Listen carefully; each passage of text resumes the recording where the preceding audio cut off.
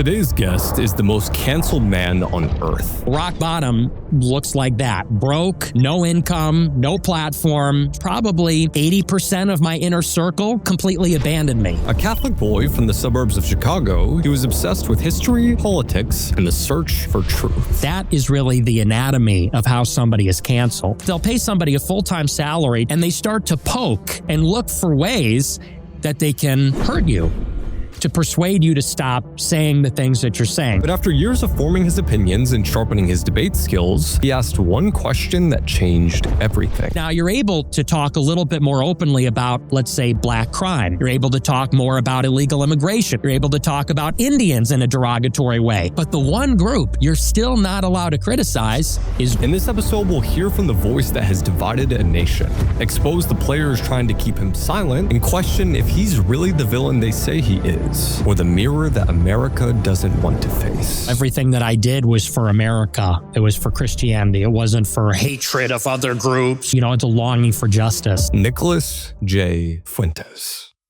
Welcome to the Jack Neel Podcast. Yeah, great to be with you. Yeah, it's a pleasure to have you here, man. Guys, we are in an undisclosed warehouse right now.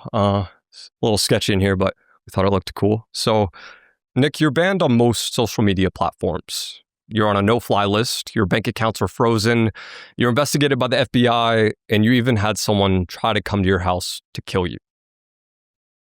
What exactly did you say that made you so dangerous? Well, from the very beginning, the first thing that I said is that Israel is not our closest ally with the United States. And what is interesting is that so much has happened since that happened, which was about 8 years ago. And I guess it's important to understand how these things take place, which is that, for example, somebody showed up to my house with a gun trying to kill me because I said that after the election, I said, your body, my choice, which is like a twist on my body, my choice. I got doxxed. But my address had been on the internet because the SPLC posted it. Southern Poverty Law Center. This is one of these liberal outfits. They posted a photo of my house on their website.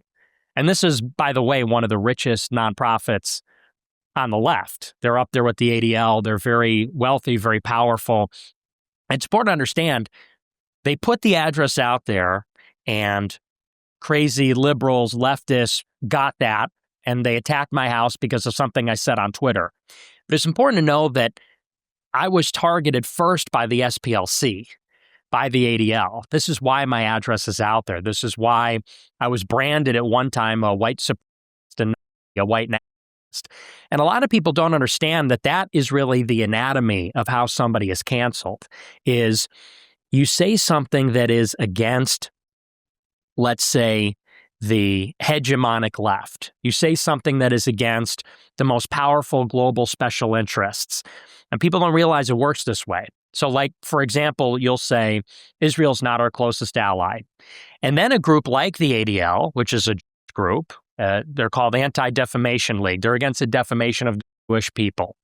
A group like that will identify you as an enemy of their special interest, which is the Israel lobby. They will pay somebody, not a significant amount of money, but they'll pay somebody a full-time salary to then follow you around, how you make your money, what you do for a living, your family, your employers, employees, friends, associates, and they start to poke and look for ways that they can hurt you, to persuade you to stop saying the things that you're saying. So in my case, from a very early age, I was not really controversial when I got started. I didn't really say anything that was that out there, but I was saying that Israel's not our ally. So they put somebody on me. In this case, it was Jared Holt at Right Wing Watch. Right Wing Watch is a subsidiary of People for the American Way, which is a Soros-funded nonprofit. So this guy would watch my show every night. He was paid to do this. It's his job.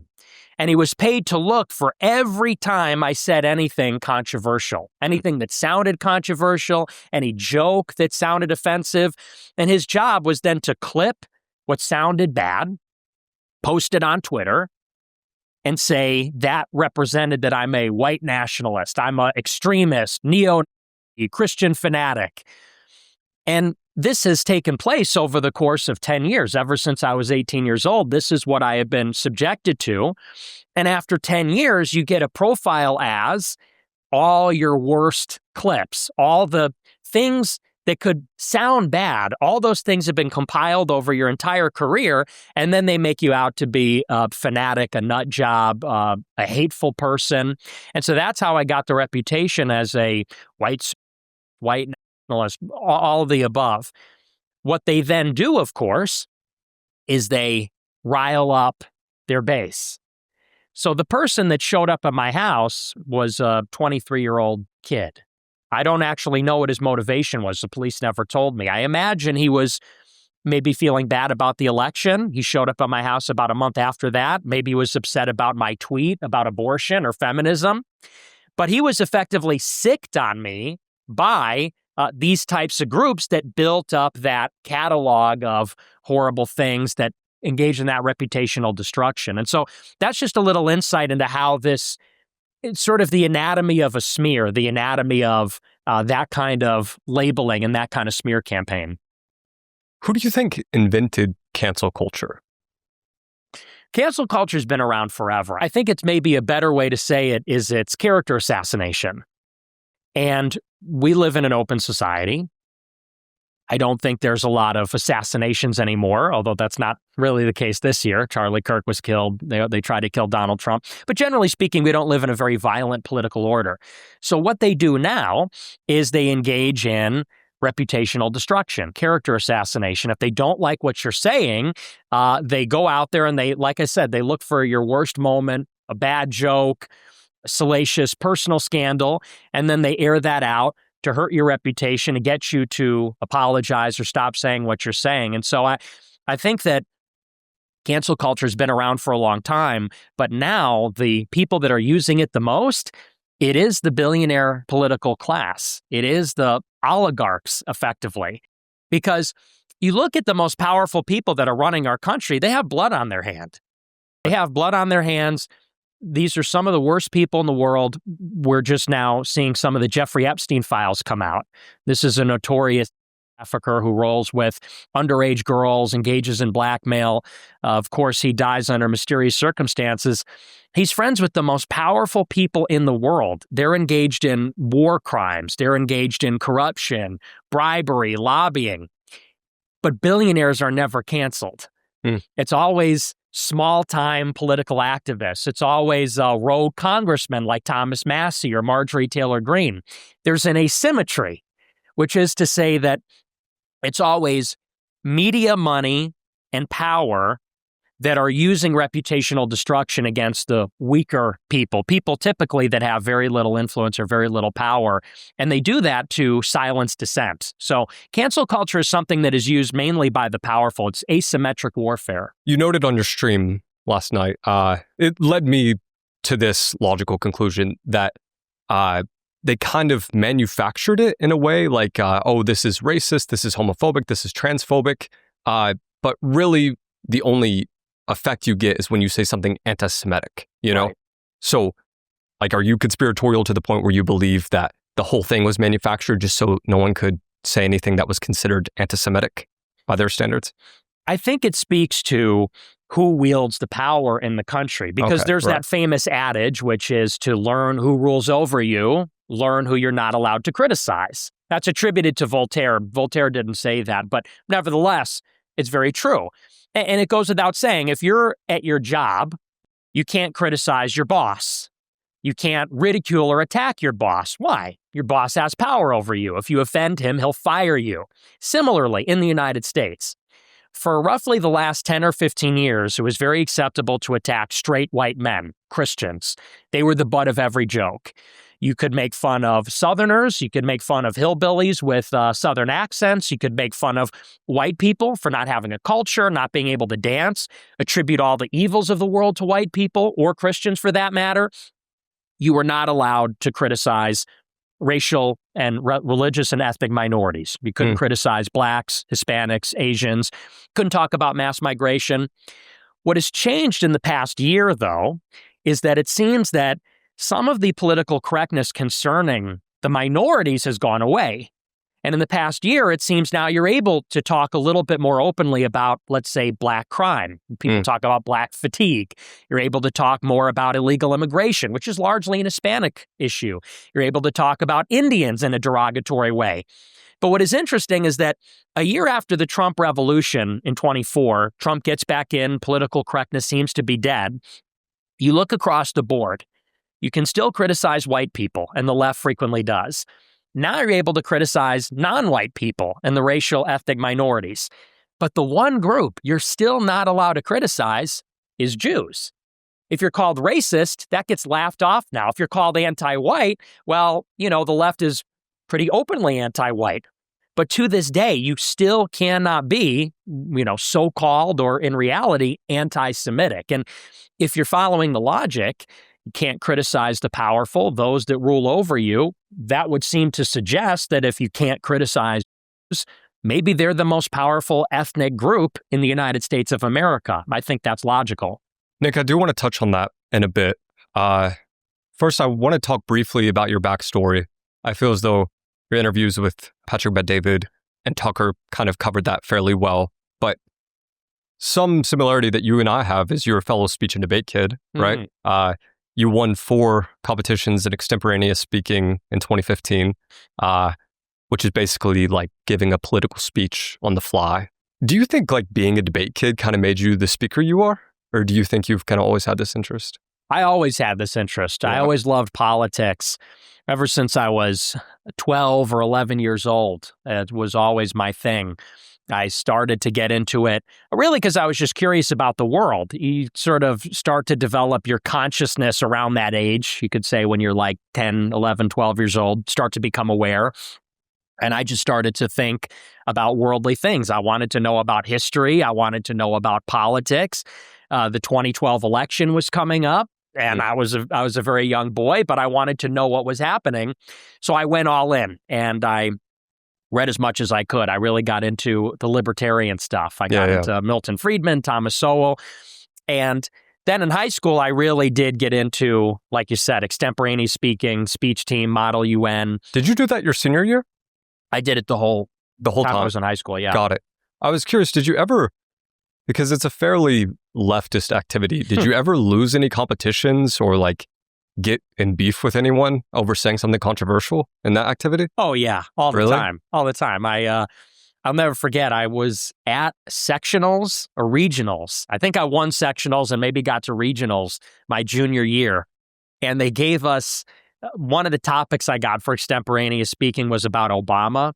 And in the speech, I said Obama wasn't born in America. And I think every judge ranked me in last place just because I said that. That makes sense. It was very left-wing, yeah. I had a fairly similar experience with the activity. I did quite well, actually. Like, I was a national champion in it. So, like, that's why I was so nerdy and went through your stuff. And I was like, how was Nick in this activity? Because he's a great speaker, but I can't imagine him doing that well with libertarian or conservative beliefs.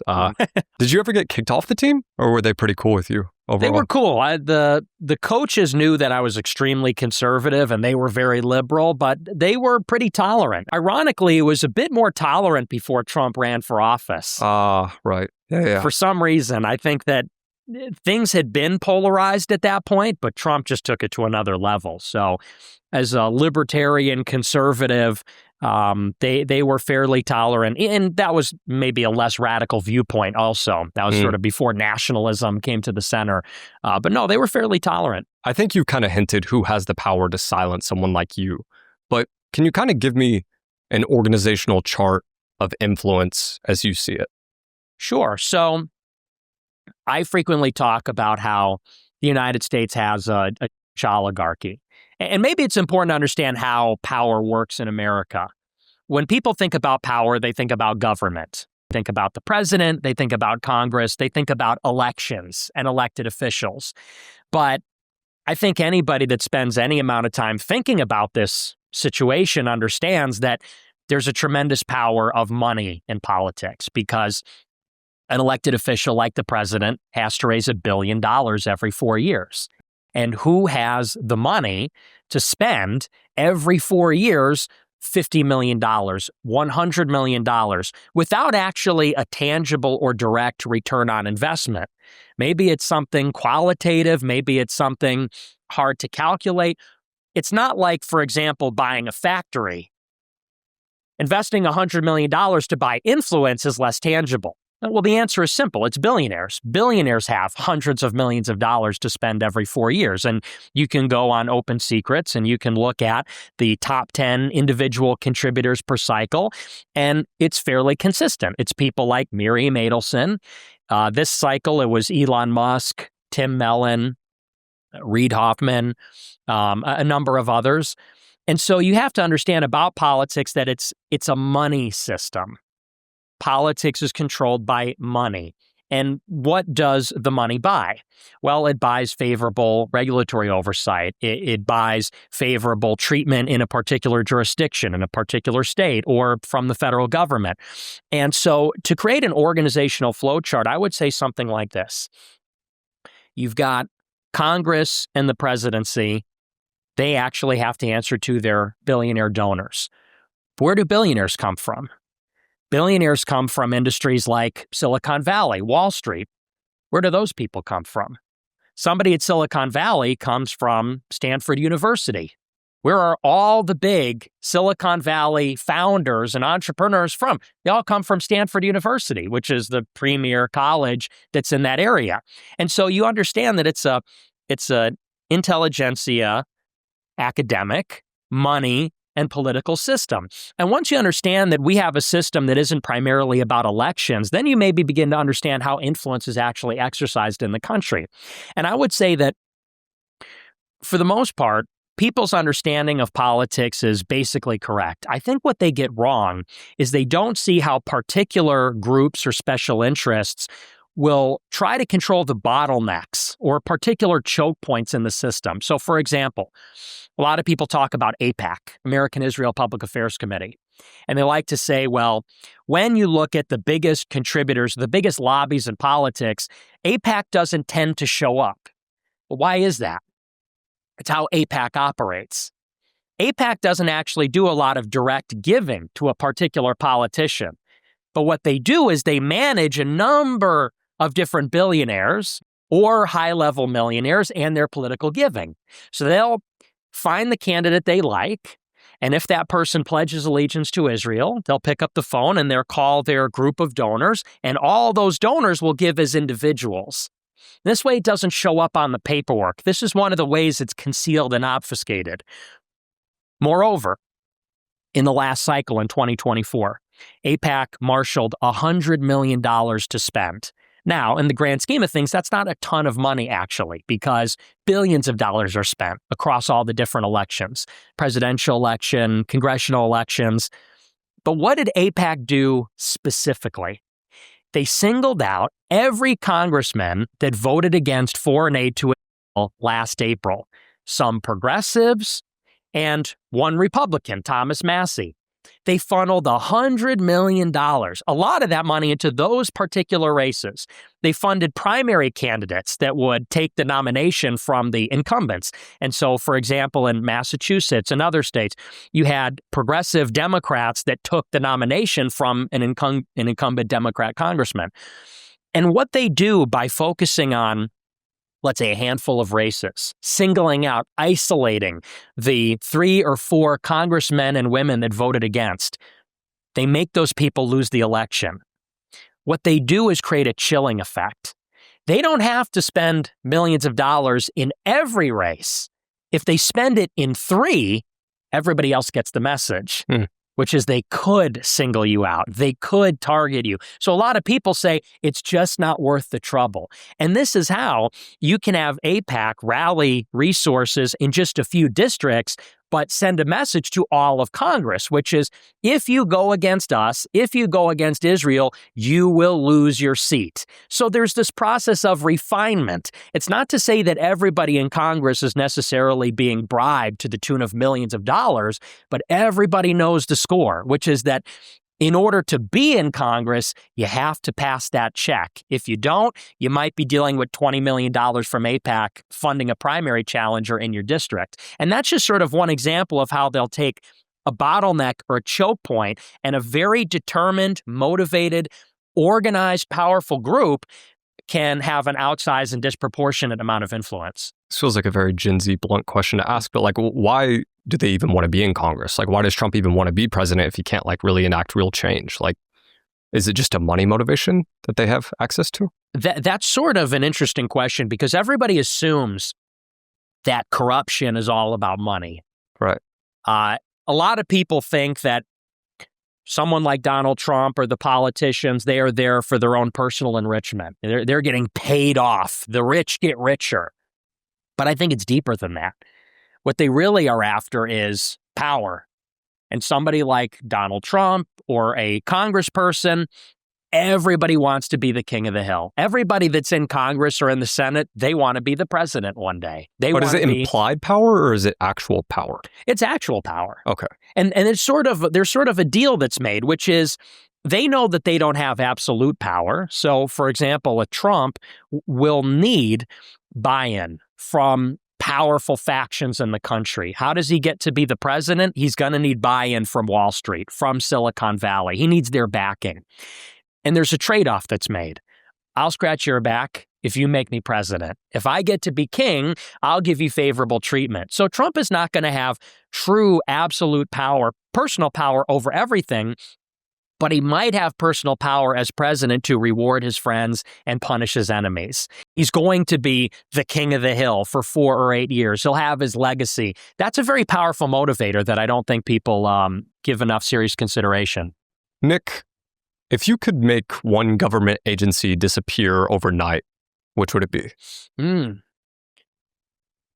I would probably make the FBI disappear overnight. I would, to be honest, I would take a lot of the intelligence agencies. I'd take all of them put together and get rid of them overnight. Why? Because every single one of them is completely infiltrated by foreign agents. And I think that the United States should have an intelligence service, and we need a federal law enforcement. So you need something like an FBI. You need something like a CIA. But the problem is that all of the federal law enforcement and intelligence, which maybe have the most freedom of action, they have arguably the most raw power out of anybody in the country. Over generations, they have all been systematically infiltrated by various nation states. A good example is our national security advisor, Mike Waltz. Now, this is not strictly speaking part of the intelligence apparatus, but it's maybe the most egregious example in the national security state. Mike Waltz is the national security advisor. He creates the briefings and the plans and all of the memos for the president on national security. So anything concerning war, terrorism, proliferation of WMD, he creates that briefing. He informs the president. Trump appointed Mike Waltz. Mike Waltz was fired 3 months after he got the job because he was texting Bibi Netanyahu, the prime minister of Israel, on an encrypted Israeli messaging app. And they believed that he was actually working on behalf of Netanyahu to push the United States into a war with Iran. So when you have that kind of corruption at the highest levels of the most important organs of the government, the national security state, you have to start from scratch. You don't know who's working for who. You have to fire everybody and then rebuild all of it with loyal Americans, people that it's unambiguous are working for the United States of America. Senators Ted Cruz and Mitch McConnell denounce you. Vice President J.D. Vance says that you're a total loser, disavows you, and you're not part of the MAGA movement. Do you think they're embarrassed by you, or do you think they're afraid of you? They are afraid of what I represent, which is what has happened with MAGA. It started out as a revolutionary movement. What was the message of MAGA? It was America first, Americanism, not globalism. And deeper than that, Trump said, when I get elected in 2016, he said, we are going to throw out all the super PACs, all the lobbyists, all the global banks, the global special interests. People forget how radical that first campaign was. And then immediately, once Trump won the election, all the interests came in. The Republican Party filled the White House with their personnel. The special interests like Sheldon Adelson, like Ken Griffin from Citadel on Wall Street, all the interests poured in, and they gradually and slowly captured Trump, Mar-a-Lago, MAGA, and they made the Trump movement serve the GOP and their special interests, such that by 2020, Trump was unrecognizable. At 16, he said, we're going to end foreign wars. We're going to build a wall. We're going to end free trade. In 2020, he was bragging about moving Israel's embassy to Jerusalem, lowest black unemployment in history, cut the corporate tax rate by over 10%. It was a completely different campaign. And what I represent, I not only represent the young people, but I represent the actual promise of the original Trump revolution. Realizing America first, Americanism, not globalism. And so you have people like Ted Cruz or J.D. Vance. They see MAGA as effectively a form of a Trojan horse. It looks like and is dressed up like something new, something different, something unconventional that actually challenges power. In reality, now that Trump has been elected the second time, it's a true Trojan horse. What awaits inside the Trump movement is lobbyists. Inside of it is the corporate interest. That's why Trump gets elected. He buries the Epstein files. He bombs Iran. He extends the corporate tax cuts. If somebody like myself is able to have a platform, then we will expose how MAGA has been corrupted. And then potentially in 2028, we might get another crack at actually having a populist takeover of the GOP. They would be happy if people would pretend that Trump of 2024 is the same as Trump of 2016, so that it's going to protect their grift. That's why they don't like me. Yeah, to be honest with you, Nick, I did some deep research on you because I kind of had the same suspicion that Tucker says he has about maybe you being a Fed. But I asked pretty much the only person I would trust about this answer, and he said he'd had some conversations with you. I can't dox him, but it's a very wealthy fellow. And he basically implied to me that you can't be bought and you can't be blackmailed in the same way that maybe someone like Trump could be, which is a reason that I think your message is considered so dangerous, is because they know they can't really get to you. But as far as Trump, like, what do you think was the moment that he became compromised? Or do you think he ever truly wanted like a genuine MAGA? I think that Trump is not an ideological force. And if you pay very close attention to the things that he says, it's very clear that his skill set is in marketing and campaigning. He knows how to play to an audience. He knows how to give people what they want. And I think what happened in 2016 is that he identified that there was a need that had to be filled, which is to say that the Republican base was very clear about what they wanted. They were mad about the cultural transformation of the country. That's why they really didn't like Obama. So Trump came out with a message that said, we're going to make America great again. We're going to say Merry Christmas again. We're going to take all the illegals and get them out. And we're going to blame China for taking our jobs. He knew the message that people wanted to hear. He effectively pandered and is a true demagogue in that sense. And then once he got elected, I'll never forget there was something very specific he said in 2017. He did one of his first rallies after winning the presidency, and his audience started chanting, "Lock her up," about Hillary Clinton. And Trump, responding to the chant, said, well, that's something that plays good before the election, he said. And in that, he gave away the whole game, which is, did he really want Hillary Clinton to face justice? No, there was never any intention to put Hillary Clinton in jail. He knew that saying that would help him win, saying that would endear him to the voters.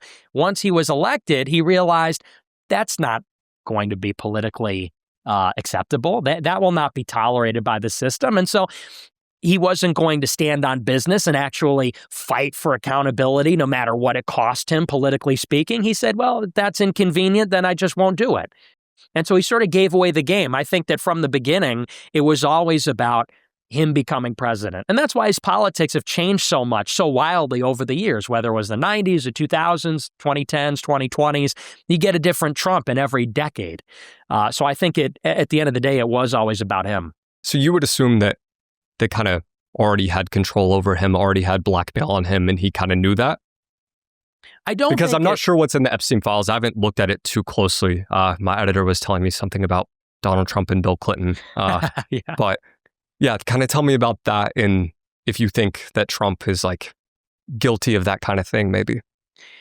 with Epstein, I'm skeptical that Trump actually did anything wrong. At least I was very skeptical because by they, I mean the Democrats have been showing the videos and pictures of Trump and Epstein for over a decade. And I really thought that if there was anything there, we would have seen it by now. And there's some truth to this argument that they did everything to stop him in 2016 and 2020 and 24. If there was anything really damning in the files, wouldn't we see it by now? Yeah, it's like, well, why is this happening now? That's my question. Yeah. They charged him in New York, in Georgia, 2 federal indictments. If he did anything criminal, they would have brought it to light. That being said, Trump does not want the Epstein files to get out, and he's now involved in an active cover-up because he came out with his Department of Justice in July and said there are no Epstein files. They don't exist. There's no emails, no letters, no personal effects. There's nothing left, he said, other than the actual child material, which would show indecent images or photos or videos of the underage girls being abused. Well, we now know that was a lie. Because, of course, now Congress has compelled the DOJ to release the things they have. And we've seen that there's tens of thousands of emails that are already out there. There'll be tens of thousands of more documents. So now it begs the question, why did Trump lie? Why did the DOJ lie and say there were no files when they knew that the files existed? It would seem to suggest that Trump is in the files. He knows he's in the files, and he's worried about what is in them. Here's another question. If what was in the files about Trump was innocuous, why would he be fighting so hard to keep it suppressed? It might be embarrassing. It might be politically harmful to him. At this point, it's more politically harmful to cover it up. They had to shut down Congress a month early to keep that from coming out. So the question now is, if there is nothing bad in the files about you, because we know you're in them and we know you lied about that, why are you fighting so hard to prevent it from coming out? We almost have to draw a negative inference that there's something in there that he doesn't want to get out because it might be criminal or outrageous or deeply offensive to our conscience. And I would say all you have to do is look at the timeline to consider who might be holding the cards there. Elon Musk, I think it was June or May, went to the Oval Office for the last time, and it didn't go well. He left the meeting, went on Twitter, and said Trump will not release the Epstein files because he knows he's in them. 1 week later, Israel attacked Iran. This is the war they've wanted for 20 years. Realistically, they've wanted it for 45 years. And every president, from Bush to Obama to Trump to Biden, didn't give it to them. Israel bombed Iran. A week later, Trump bombed Iran. The United States is effectively now in a state of war with Iran. This is what they wanted for half of a century. After the war ends, Netanyahu visits the White House to celebrate that Israel and the United States destroyed Fordo, Iran's nuclear complex. It was the day before that visit that the DOJ produced a memo saying the Epstein files would never be released because they don't exist. So it's bookended from when the Epstein files are brought up as a threat against Trump to when they're buried by the DOJ with the war in Iran. And given that Epstein was potentially Israeli intelligence, I think all signs point to Tel Aviv or Jerusalem controlling those files.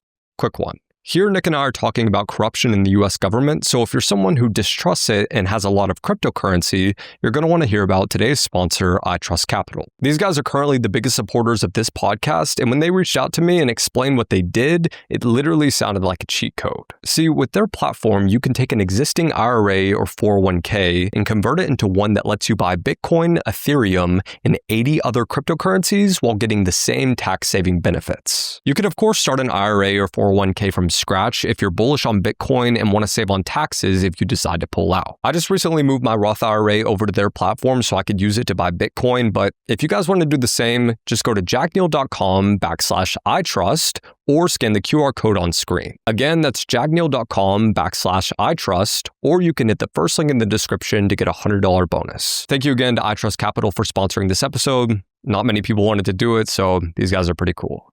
Anyway, back to the podcast. Nick, I do want to ask, during deplatforming, you mentioned anxiety and insomnia. Is that something you experienced? Yes, absolutely. What did rock bottom of that look like? Well, it wasn't dramatic. I'm not a very emotional person, but for me, rock bottom was this. I go to the Capitol on January 6th, and I really had a great career. I had already been canceled twice. First by Daily Wire, then by Turning Point USA. At that point, I had been banned on YouTube and PayPal. So I was thoroughly canceled at this point. In spite of that, I had almost 100,000 subs on DLive, which was PewDiePie's live streaming platform. I was getting over 10,000 live viewers a night. I was making pretty good money. I was making about $50,000 a month as a completely canceled person. I had a live audience, subscriptions, a good income. I had a big following on Twitter. The week after January 6th, I got banned from DLive. I got banned from my bank that I was at, Bank of America. My checking account was shut down. My money was frozen. All my cash was frozen by the DOJ. I was put on a federal no-fly list. I was banned by my payment processors. I was banned by DLive. So I went from having a career in spite of being canceled, fighting so hard to emerge from that kind of culture, only to, because of J6, 2 weeks later, not even having a website to stream from, having no income, being broke, having no cash. And then, because I was effectively then a loser, because I was so thoroughly deplatformed, many of my friends began to turn on me. And all the other people that were there on January 6th, they feared that maybe they would be a subject of an investigation, maybe they would be deplatformed. So probably 80% of my inner circle completely abandoned me.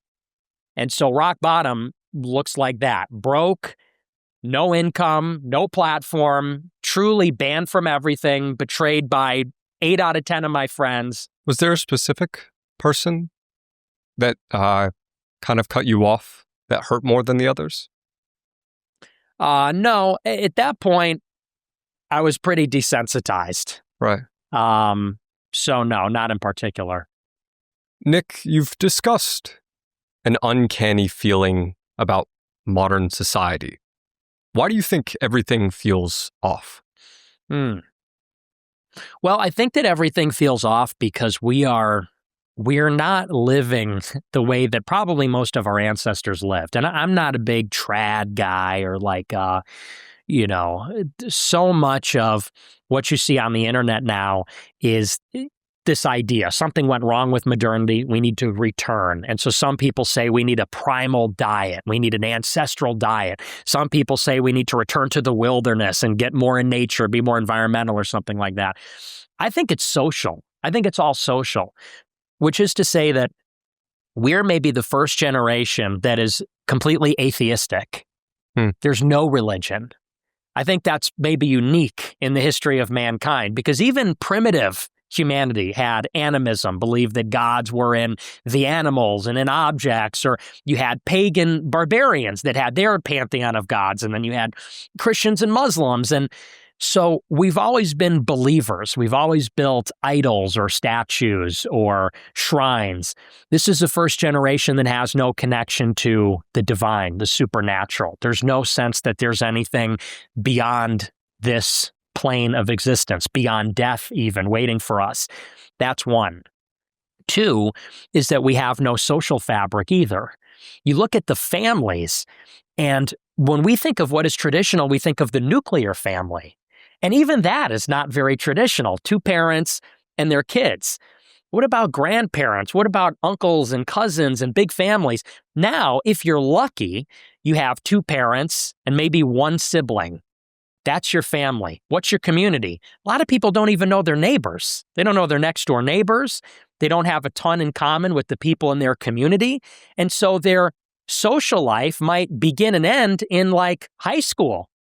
You're raised by your parents, you go to school, you finish school, then you move into an apartment as a single man or woman, and you go to work. That's your life. This is a completely atomized existence. So we're not connected to the eternal, the transcendent, God. We're also not connected to each other in any meaningful way. people older than us, younger than us. We don't have big families. We don't have large communities or real society where people are rising and falling in connection with each other. And so I think that what really defines the modern age is how alone we all are as individuals. And maybe this is a product of liberalism. Maybe this is a product of the Enlightenment, the Reformation, but we are truly disconnected from maybe our biology, from our souls, and we're disconnected from our families and everybody that coexists with us in time. And I think that's made life very lonely and then therefore very dysfunctional for a lot of people. I do want to clarify, you said this earlier, you hinted at it, but before we get into your actual views, because I feel like what you've been stating is more so just logical conclusions, observations. Like, why, in your words, Nick, do you think young men trust your voice above everyone else's? And why are you the voice for Gen Z men?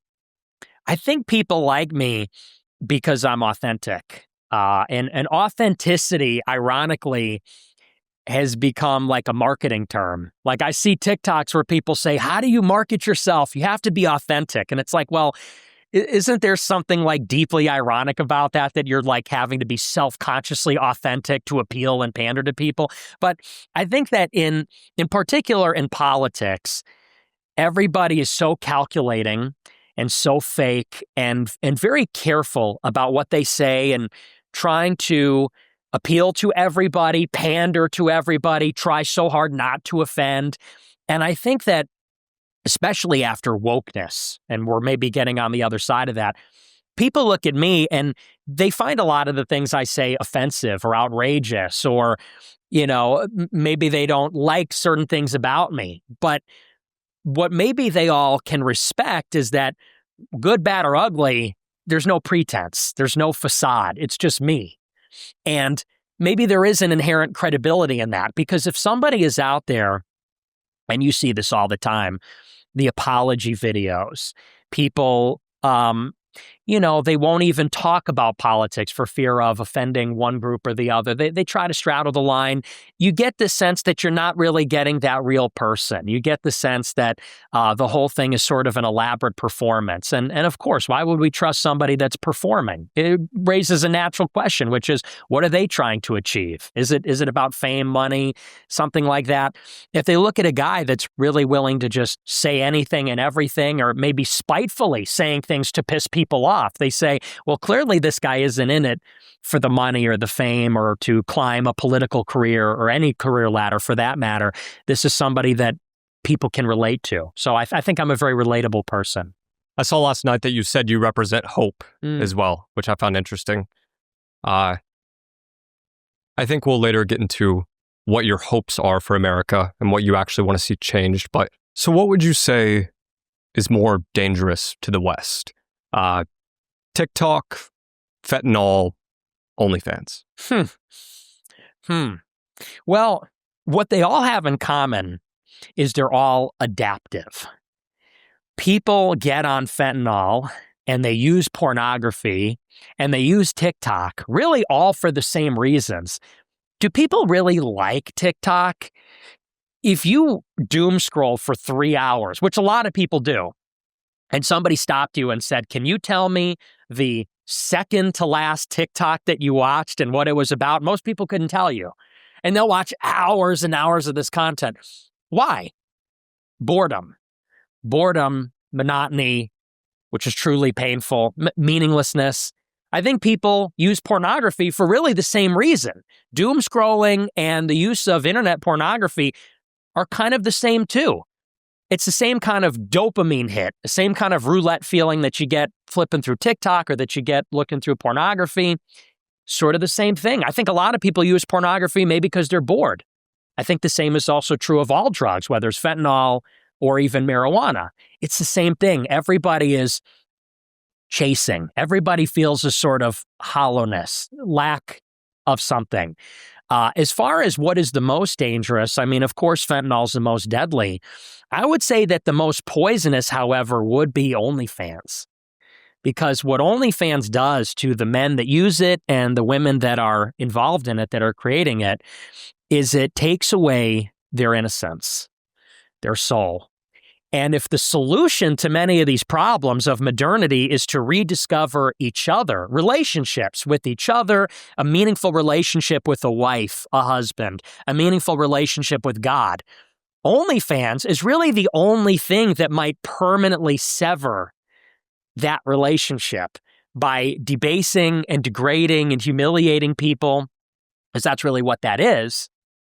And maybe taking away what makes love and sex special between human beings, what connects, how that connects us to each other. So I think that maybe OnlyFans is the most insidious because it's the most damaging to the soul in a way that TikTok and fentanyl are not.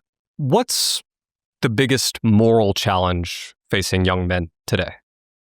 I would say when you look at the young men, it's such a sad state of affairs because there truly is just a general amorality, meaning that people don't look at the world through a moral lens. If they have one, it's some vague idea that the only sin is to hurt another person in like a direct way. So there's this idea, as long as you aren't hurting anybody, it's fine. And so people will act like complete hedonists and degenerates with drugs, with sex. They steal. They don't have any kind of sense of obligation or responsibility. And I guess maybe that's the biggest moral failing by itself. There's that famous line, the greatest trick the devil ever pulled is convincing the world he doesn't exist. And it's this idea that there is no evil. There is no such thing as right and wrong. And I think maybe that's the primary problem, because if you think that, if you go through life thinking that as long as I'm not hurting anybody else, I can smoke weed all day and I could be kind of a burnout and I could go and hook up with no consequences and be a degenerate, well, then people are going to feel complete license to do that, whatever the variety of that sin is going to be. So I think that people need to, in particular young men, they need to start to listen to their conscience and really be guided by, I think, what we all know is right and wrong. When we do these various things, we don't feel good about it, actually. I don't think anybody smokes a bunch of weed and lives that lifestyle and really feels good about it deep down, or a very sexually promiscuous lifestyle. I don't think anyone really feels good about that. So I think that the young men have to start to listen to their conscience and return back to our church, which is the Christian church. On the flip side, what's something about Gen Z you genuinely admire? I think that Generation Z there is a sense of a social consciousness that the boomers did not have. And even if it's misguided, there's still something redeeming about it. So take, for example, Greta Thunberg. She gets clowned on by the right because she's a bleeding heart liberal. She says, how dare you? How absolutely dare you? But she is somebody who is thinking globally and socially. What about the climate? What about posterity? Will our children and grandchildren have ecology? Will they have a clean and beautiful environment? Are the resources we're harvesting sustainable? They have this forward-thinking social global consciousness about that, even about race issues. And everyone knows where I stand on race.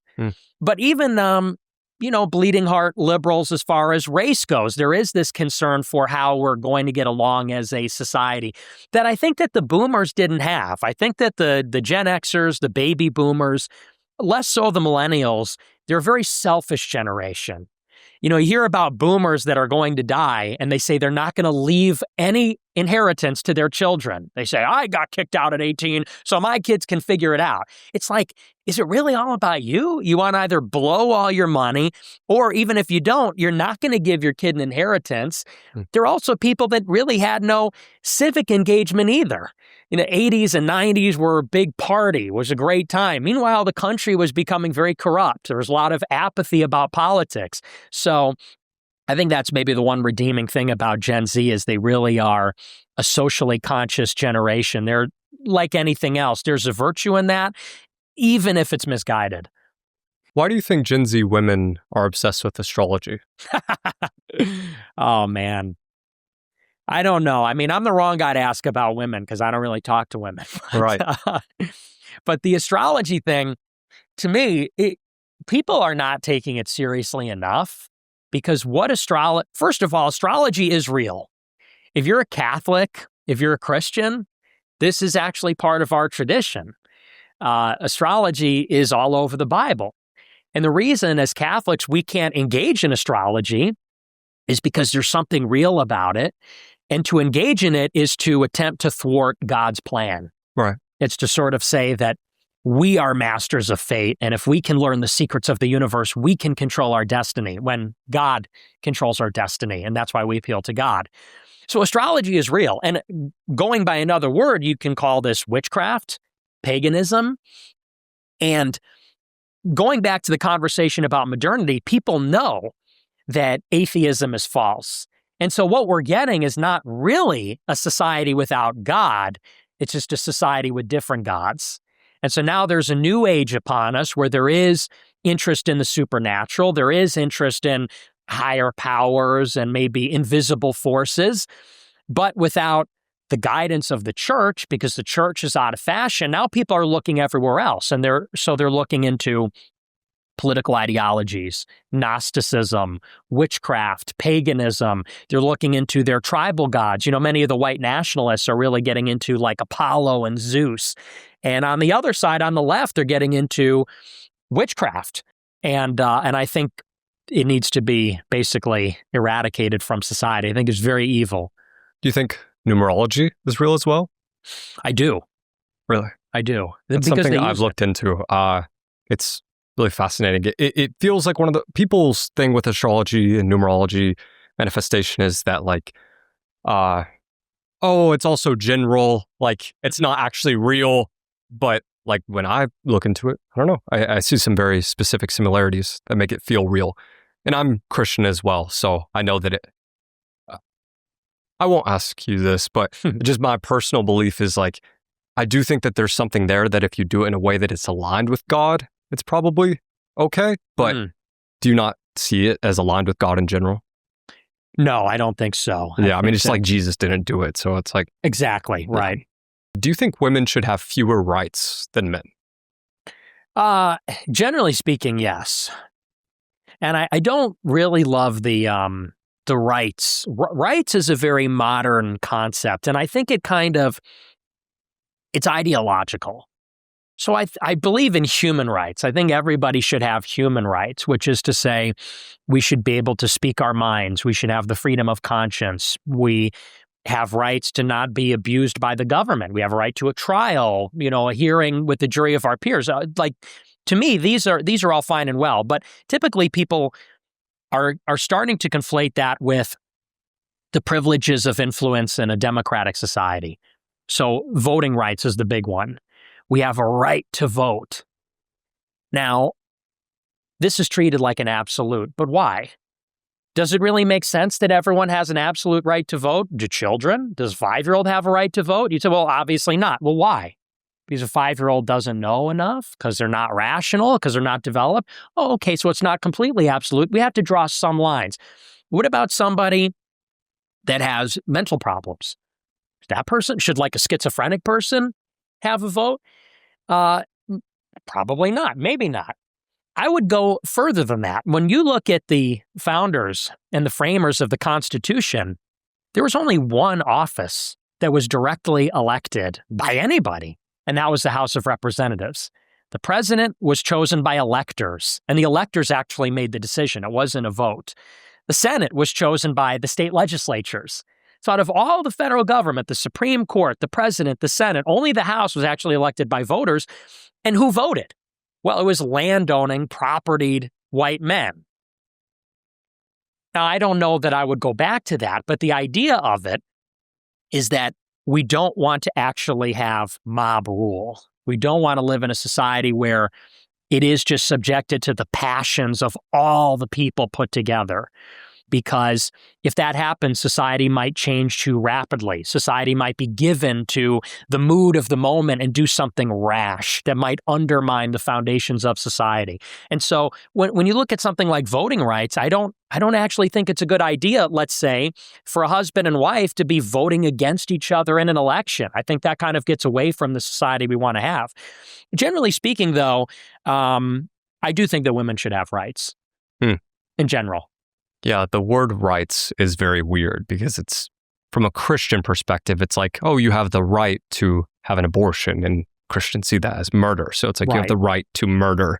I don't know. It's like not all rights are good for you necessarily. And there's also the whole thing about, I think you had to serve in the military. Originally, that was like the original reason for a vote. Maybe not in America, but in other countries. Is that the case? Yeah. So, well, because, and a lot of it, there's like a deep conversation about that. But the idea is if you're going to be conscripted to fight in a regular army, in a standing army, then you should have a say over what your government does. That's a big reason why they lowered the voting age to 18, because if you could be drafted, you should be able to vote.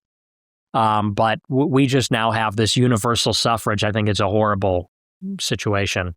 Nick, why do you think dating women is gay? Well, here's what I think is gay. It is gay to date women. Here's what's gay about it. What's gay about it is that, when I think about relations between men and women, it's about sex.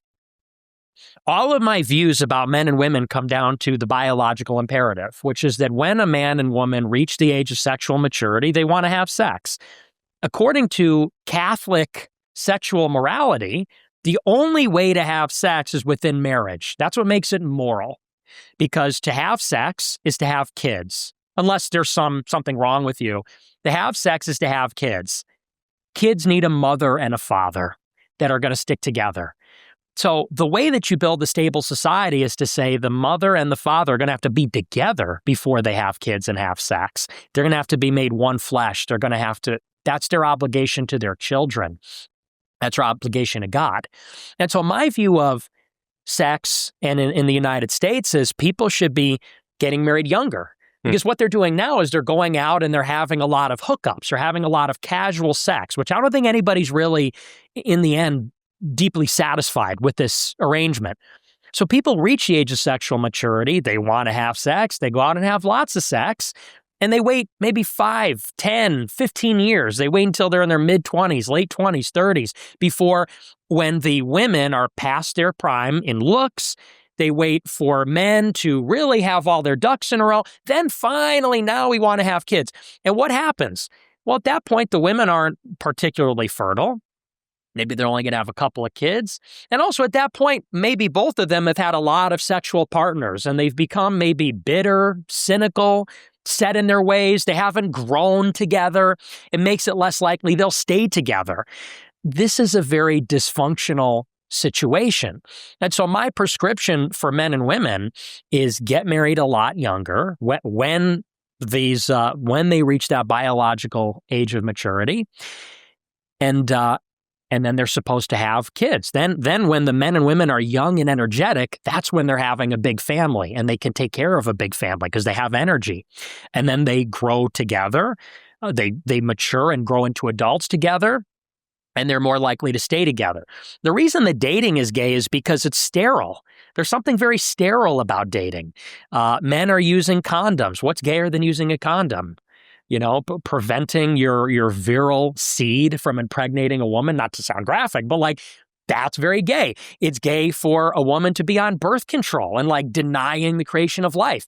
It's gay for men and women to be not married, but texting each other all day and watching Disney movies and cuddling together and, playing this sort of game throughout college and then into early adulthood. Will they or won't they? Am I going to get married? Maybe we'll live together. I think the whole thing is just deeply unserious and just very kind of juvenile and immature. And I think that it kind of reflects like a arrested development. It's like a stunted growth and maturity. So I think, I'm not saying that getting married to a woman's gay. I'm saying that all of this nonsense that surrounds modern dating culture is extremely sterile and unserious and very feminine and very gay. Nick, do you think people would value your opinions on the nuclear family more if you'd consider starting one? Total. Yes, they would. Yes, they would. But it's not even the nuclear family. To me, it's just like the family. But and I get that all the time. That's why I say, take it with a grain of salt because I'm a single guy. But I think, though, it actually makes me maybe more objective. Hear me out, because a lot of people say, well, you're not married, and this, and that's true. But what you tend to find, and I see this all the time, is the married guys or guys with a long-term girlfriend, they're afraid of their woman. And so they know when they go on the podcast, they're looking at themselves through their girlfriend's eyes. And that's why they go and they say things like, a real man makes his wife happy. And it's like, okay, she wanted you to say that, So I'm free. I don't, I can say things that offend women because I don't have to go back to my wife with her hands on her hip. Like, what did you just say on your show? So maybe it makes me a little more objective. Yeah, didn't Tucker say, like, happy wife, happy life was a very good philosophy to live by? He said it unironically. I couldn't believe it. Do you think his wife was happy to hear that? Oh, yeah, she gave him head pats for that. She loved that. Nick, what's the strangest DM or email you've ever received? Oh, I've got a lot. There's a lot of crazy stuff I've gotten. I get the weirdest stuff I get is like political manifestos. There's a lot of crazy people in this country. People underestimate that. And when you become famous, especially in politics, the craziest people in the world all think you're the captive audience. And so I get like packets of political manifestos, people talking about taking over the government and, all kinds of crazy stuff. I would say that's maybe the most deranged. I've had a lot of like schizophrenic people, and they think they know me in real life. They think that we're like, I don't even want to say specific details. Some people think they're in a relationship with me and we're like getting married. And I'm like, I have no idea who you are. So there's a lot of weird people out there. Yeah, I'm guessing you might have some stories that you haven't shared online because you don't want to encourage it. But, yes. Nick, who are your top 5 favorite artists? Well, I'm not a very artistic person. I wish I was more artistically inclined, but Ye has got to be my number one. Best music, best fashion, best everything. And then musical artists only? We can do music. Okay. Or if you want to mention a certain Austrian painter. My favorite visual artist. I don't know. I mean, I'm not into the visual arts. I mean, I guess I would say Ye would be number one.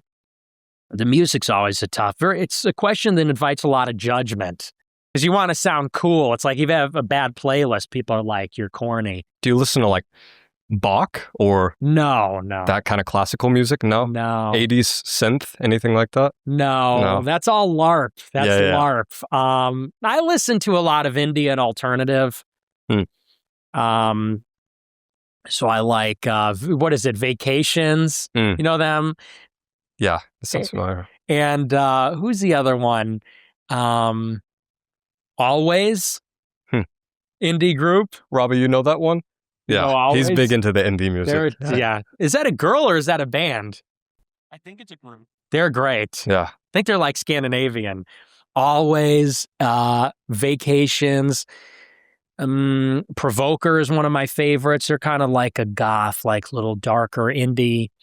But I like all kinds of stuff. I mean, I had a radio show in high school. Yeah. And so I was always a music lover. I really love R&B, the classics like Marvin Gaye and Teddy Pendergrass and the Temptations, Earth, Wind and Fire, stuff like that. I like a lot of the classic rock also. But I really have a big discography on my. But Ye's the only like rap artist, you would say, or? Well, I like a lot of the 90s stuff. Yeah. Wu-Tang Clan and Nas. I don't like really anything after like 2005. Do you like Eminem? No, I hate Eminem. His music. Yeah. Interesting. So Nick, give me one word to describe these people. Kamala Harris. Coconut. That was genius when she said that. I love that. JD Vance. Fat. Candace. Dumb. Andrew Tate. Based. Yay. Genius. Ben Shapiro. Jew. Cookie King. Sub 5. No, I'm kidding. I can't do that to him. I can't. Chat, I can't. Chat. He's a chat. Vladimir Putin. Wise. Xi Jinping. Wise. Caesar. Goat. Bibi Netanyahu. Evil. Donald Trump. Narcissist. Anyone else we missed? That'd be a good one. No, those are the big ones. That's a good list. Did you buy Trump coin? No. Did you? Yeah, I actually made some good money on that, but I think I ended up losing a bit in the end. I was curious, this is very random, but from a game theory political view, like, was that a good move for him to, I don't know, rug America?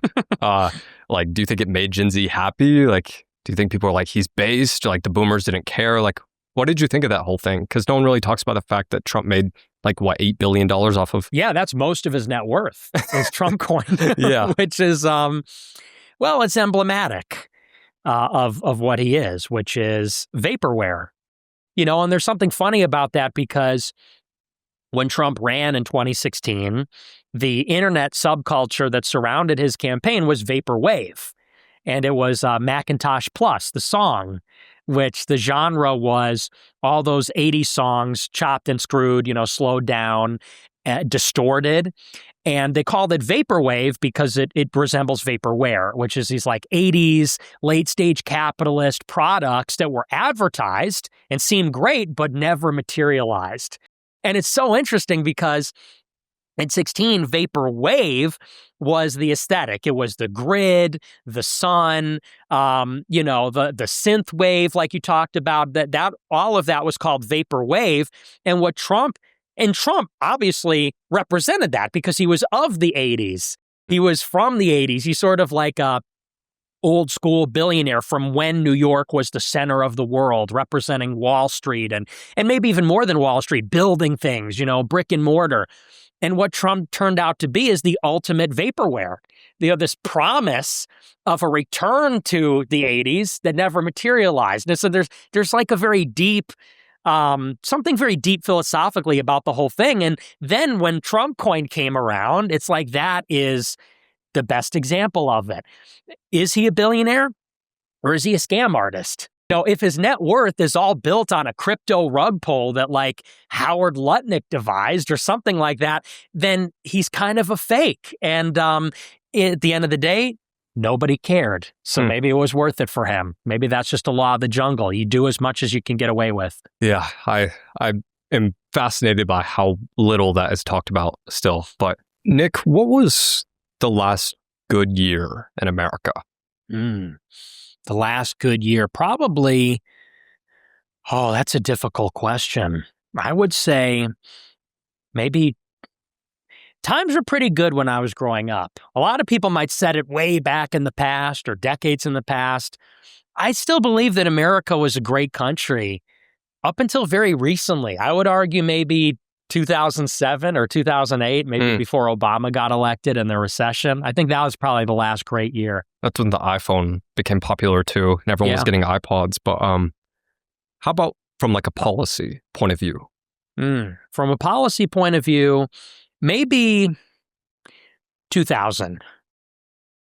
And here's why. You have to look at the 20th century in this way. You have these major wars in Europe, which is really one war. You have the rise of Germany, which is what creates World War I, World War II. And the United States rises to the occasion and becomes a superpower. But then we're locked in this contest with the Soviet Union. And basically the United States doesn't know the end of war for 70 years. Because we get involved in World War I. Right away, we're in World War II. Then we're fighting on every continent in the Cold War. And what happens in 91 on Christmas is the Soviet Union collapses. And with it, literally the only other world power, the only other great power in the world. Europe is hollowed out. China has not yet begun its rise. Japan arguably had a competitive economy, but no military or anything.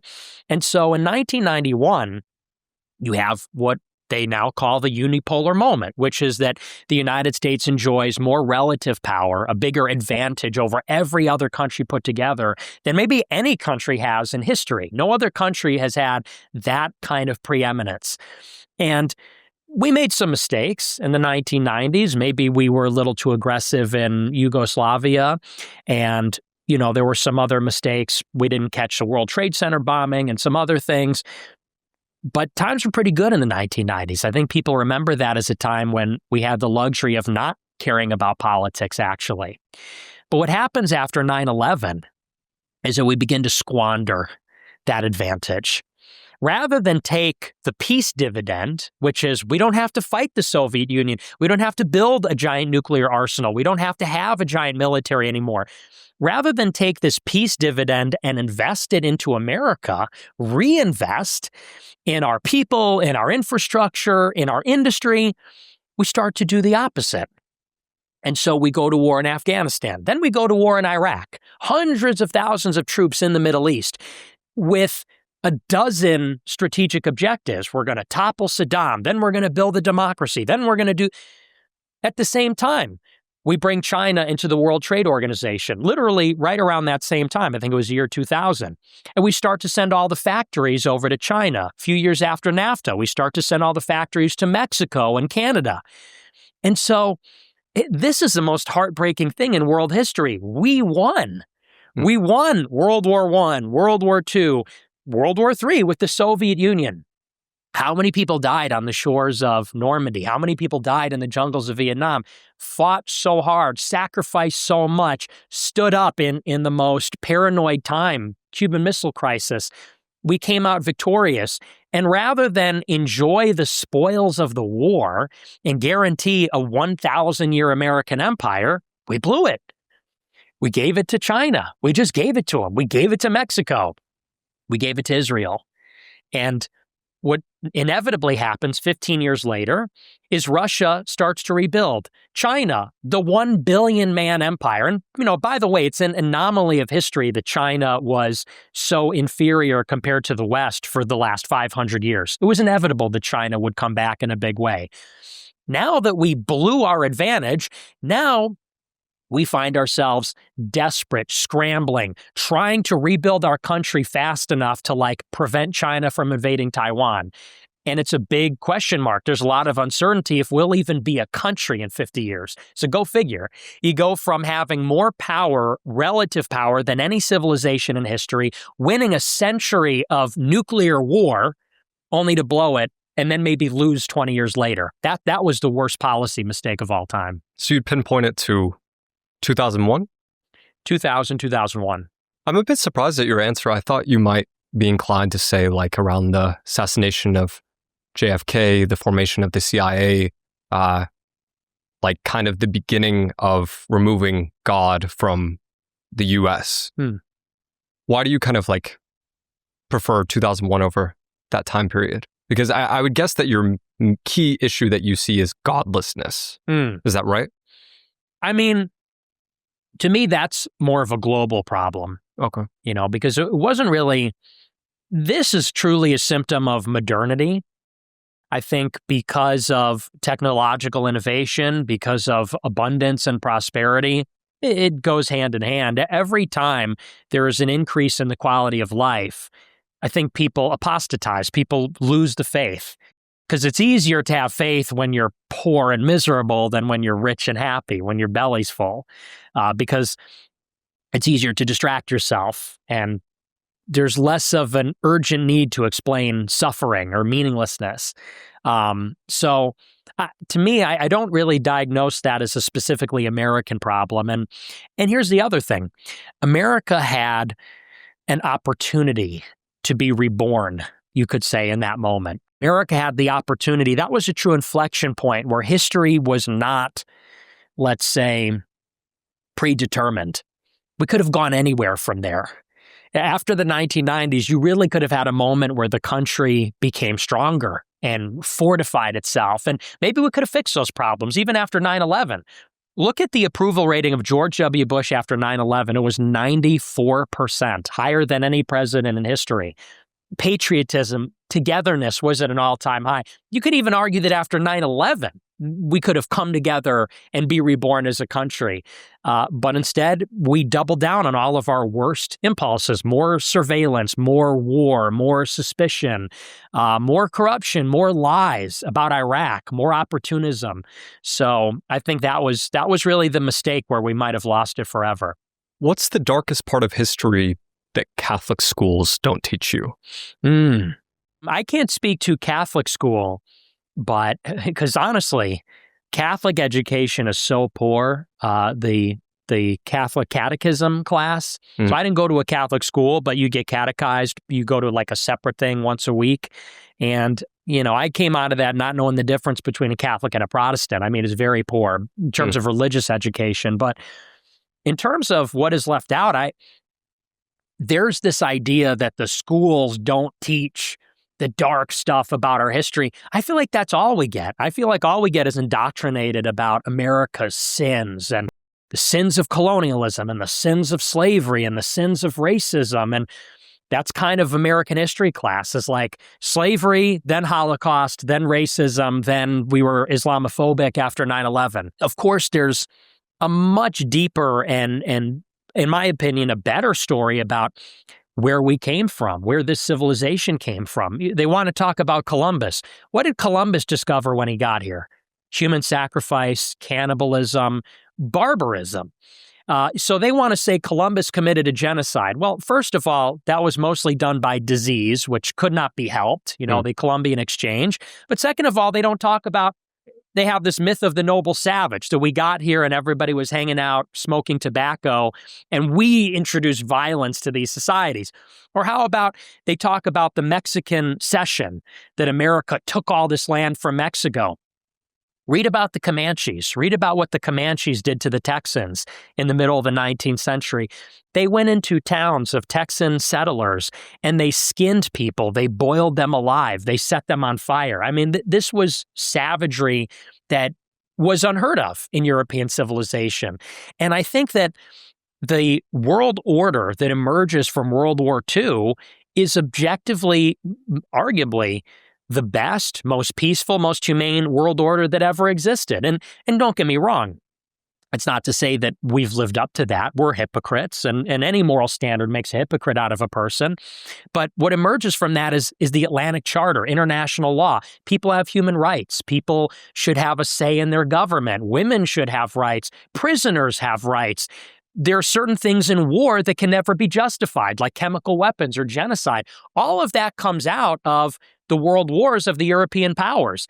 Do you think that if China was the preeminent power, that we would have a society based on human rights? I don't think so. And I think the same would be true of the Muslims or the barbarians in Latin America, the indigenous people that were here, or anywhere else for that matter. I guess if you could force every American to read one book, what would it be?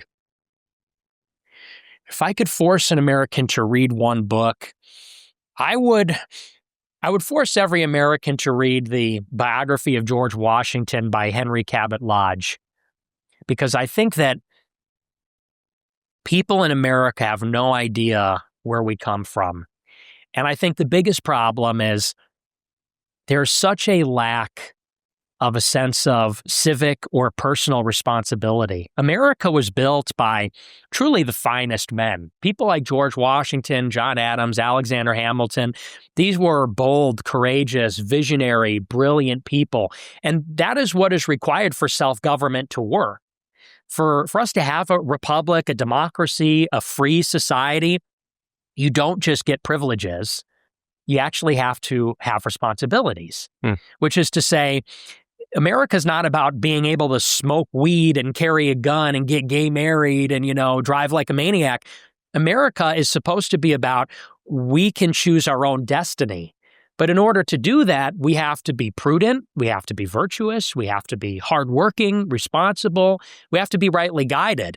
And those were the kinds of people that built this society, that fought for our independence, that fought for our right to self-determine, to determine our own course.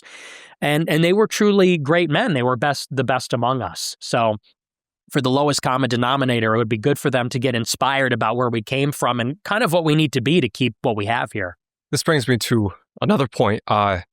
Nick, you're a self-proclaimed racist or racialist. Do you think America should bring back segregation? No, but what I would say is that people should have the right to live among their own people. And I think that sort of a loaded question, which is a fair question, but what we are undergoing right now is the greatest sociological experiment in world history, which is to say that we all know that in 1965, America was a 90% white country, 90% white, 10% black, and maybe a little bit in the middle there was Hispanic, Asian. People really don't understand that. It was 90% white and mostly Christian. And people can feel however they want about it. Now we're a 60% white country. And in 10, 15 years, we're going to be a 50% white country. Now think about how much changes with that. These are people that came here largely through immigration. They speak different languages. They have different alphabets. They don't even use the same letters. They come from different continents. They have different religions, different customs, holidays, heroes. They have a different sense of humor. They have a different look. Everything about them is different. And we're basically being told that we have to accept this transformation. Your neighborhood that was one way, that was a Christian white neighborhood, is now going to be a 80% Indian neighborhood, or now it's going to be 80% Somali, or now it's going to be 80% Mexican. And now all the signs are going to be in Arabic. And now the mayoral candidate is going to be fighting with clan warfare with this other Somali people. And now you're going to be celebrating Diwali in your subdivision instead of Christmas. And people are starting to say, wait a second. This doesn't feel like America. America's apple pie and baseball and Merry Christmas and Marshall Fields. You know, we're in Chicago after all. People are saying, I don't like that this is happening in my neighborhood. I want to go somewhere where it feels like America. But it turns out you can't do that. Because if you want to set up shop in a neighborhood and say, this is where it's going to be white people and we're going to have our white culture and our Christian culture, that's called segregation. That's called white supremacy. That's called white nationalism. But I would say, how is it fair that you have entire neighborhoods called Little Haiti, Little Cuba, Little this, that, the other, and they set up an ethnic enclave and they make it very comfortable for themselves. They have their parades, but if white people want to go in our own country where our ancestors were at, not mine, but some people's ancestors were here at Jamestown, or they were here at, the Virginia colony. If they want to go and set up a neighborhood, they say, oh, that's racist. I think people should be able to choose to live among people they're with. I'm not a believer that, people need to drink out of a separate water fountain because they're racially inferior, but I believe that we should be able, as white people, to express our culture in our neighborhood the way that every other group of people seems to be able to now that we have a multiracial country. So is there a policy that would ensure that? Or what would that look like logistically? I think that first of all, you have to get rid of the Civil Rights Act, because the Civil Rights Act would say that you cannot voluntarily self-segregate in that way. It would make it illegal. So you have to overturn elements of that. And then the other thing is, there's a lot of backdoor policies that literally aim to break up white neighborhoods. Like the Obama administration had a policy at HHS where they said that if a neighborhood was not diverse enough, they would bring in Section 8 housing. They would say, if your neighborhood is more than 50% white, we're going to put Section 8 in your neighborhood. And what do you think Section 8 is going to attract? I mean, it's like a deliberate war to make sure that there are no white neighborhoods. And, it would be one thing if they were doing that to everybody, because at least you could argue that that's fair, but they're not. In Chicago, Little Village is all Hispanics, Pilsen's all Hispanics, Garfield Park is all blacks. But you go out to the suburbs where it's white people and it's nice, they want to bring in Section 8 and say, no, you can't all live together as white people. Well, so our options are what? We're going to live in the South Side, or we're going to live in Little Mexico? It's just, that's not right. So anyway, I think they should just play by the same rules and reverse some of those policies. Do you think you'd feel differently about this if you were raised in Saudi Arabia?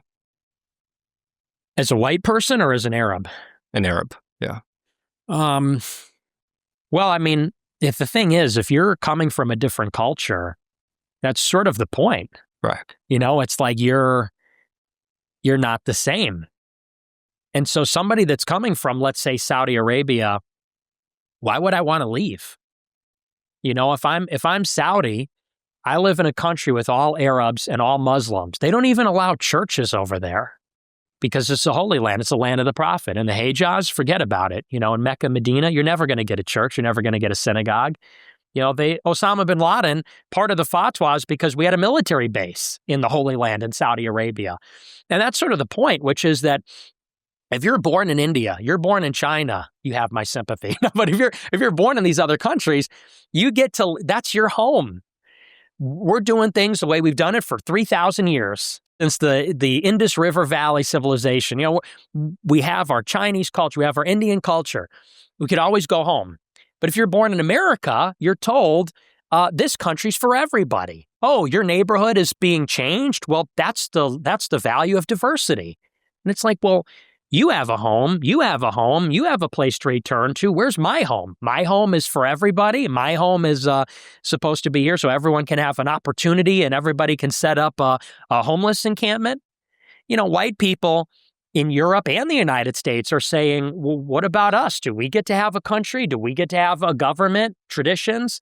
So in some ways, you would feel badly being born in these other countries because you're impoverished and there's inequality and things like that. But at the same time, you still have a sense of belonging, a sense of home that white people increasingly don't have. It is interesting how white people often face backlash for like going somewhere like Hawaii or going somewhere like, we think like Indonesia, Bali, like Thailand areas. They're like, you're taking away the opportunities from them. You're spending all this money being lavish, but it's not the same on the reversal. So do you think America should be a Christian nation? Yes. What do you mean by that? I think that I don't believe in a theocracy. I don't think that the church should run the government. And as Catholics, we're also against that in the modern era, at least.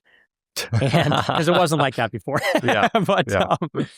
But I do believe that the legislators, the government, I think that it should be made up of all Christians, all professing Christians, and people that are guided by Christianity. And the reason being is because how a society is governed reflects a form of morality. Why do we say you can't kill? That's a moral virtue. Why do we say you can't steal? You can't? That all reflects morality. That all reflects a position on morality. And you go to other countries, for instance, and it's not the same. In India, honor killing is a huge deal. If your daughter dishonors the family, they kill her. That's part of the culture. In the Muslim world, you have religious laws that oppress women. I think it goes, and for me, I think it goes too far. I think it's inhumane to tell women they have to wear a niqab everywhere. They have to cover themselves completely. The kind of abuse the women are treated with over there, but it reflects their morality. Their tradition, their religion creates their culture and ultimately their laws. And so when we look at the United States, we love the United States. We love the idea of human rights and equality and liberty and all these things. All these things come from a Christian morality. All these things come from a Christian civilization. When the United States was founded, I believe it was no fewer than 8 of the original colonies that had a state church. There was a church for that particular colony or that particular state. So people like to say, oh, well, Thomas Jefferson was a deist. Everybody in the colonies was Christian. Almost all the colonies had their own churches. It was founded, framed, pioneered, built by Christians. And in fact, the civilization that spawned America was Christian also. England, Spain, France, Italy, all the explorers and colonists that ever set foot in America, they were all Christians. So, people think that things are going to go the way they are without Christianity, not understanding that Christianity is a fundamental pillar and how things got to be this good. So you take that away, it's like pulling a leg out from under the table. The whole thing's going to collapse. So it's not a question of whether we should remain a Christian country. So there's no policy that you would adjust to make sure that America's like a Christian nation, only the members of, not Parliament, but Congress in the presidency are Christians. Like there's no policy changes you make. I would make a policy change that you have to be Christian to be elected. Do you think that kind of plays along the line of being meshing of church and state, though? No, I don't think so, because that the Establishment Clause is really speaking about the church as an institution and saying that the church has this moral authority, the government has a civic authority. And it's a question of, is there a conflict of interest when the two institutions are merged? In other words, are the priests going to be magistrates? Are the pastors going to be, are they going to have a sort of civic authority over us? And what kind of corruption does that create? Does the state corrupt the church? Does the church? So I think as long as you separate the institutions and just say you have to proclaim Christ to be elected, I don't think there's a problem there. Do you think AI is part of God's plan for humanity? Or do you think it's man playing God? Well, the Catholic Church takes a position that technology is neutral. It's how you use it. So there's some Christian sects, like the Amish, the Mennonites, who will say, well, technology is evil. But we believe that it could be used for good or for evil. And I think that all of it, everything that happens is part of God's plan. So it's happening. It's part of it. The concern is how our concept of AI might undermine our concept of what makes us human. Because what makes us rational is that we have memory, will, and understanding. We possess, that trinity of things. Our conception of the past is memory. We don't live in the past. We have memories of it. We have a will. We make decisions. We guide our own actions. And we have understanding because we truly contemplate the meaning of things, of our sensory experiences. And that's what makes us rational as humans. AI doesn't have any of those things. It certainly has memory. It stores information, but does AI have will? Is it self-directed? Can it set itself in a direction and make a decision? I don't think so. Does it have understanding? Does it truly comprehend the things that it's saying, let's say for an LLM? No, it doesn't really understand. If you understand what an LLM is, it's prediction. It's a statistical model. And so I think what is called artificial intelligence is sort of a misnomer. It's really like an advanced calculator. And I think that maybe what will wind up happening is that in our quest for sentient AI or an artificial general intelligence, is we'll find that whatever this is that we're creating is fundamentally distinct from the human self. And it might actually teach us something about who we are and what makes us distinct. So I think maybe the AI engineers, they might be in for a rude awakening when they realize that a genuine AI is literally impossible because it will never be ensouled or conscious in the way that a human being is. Nick, tell me if I have this right. You regularly went to underground Latin mass during COVID. Is that true? No. No? No. It's AI hallucinating on me. But did you go to mass during COVID? I did, yeah. Got it. And how are they doing that? Was it not shut down? Well, they made some, I think in the early days, they didn't have anything in place. It was 5 years ago, so I don't really remember. I think at some point we came back and everybody was wearing masks. And the major change that they made is the sign of peace.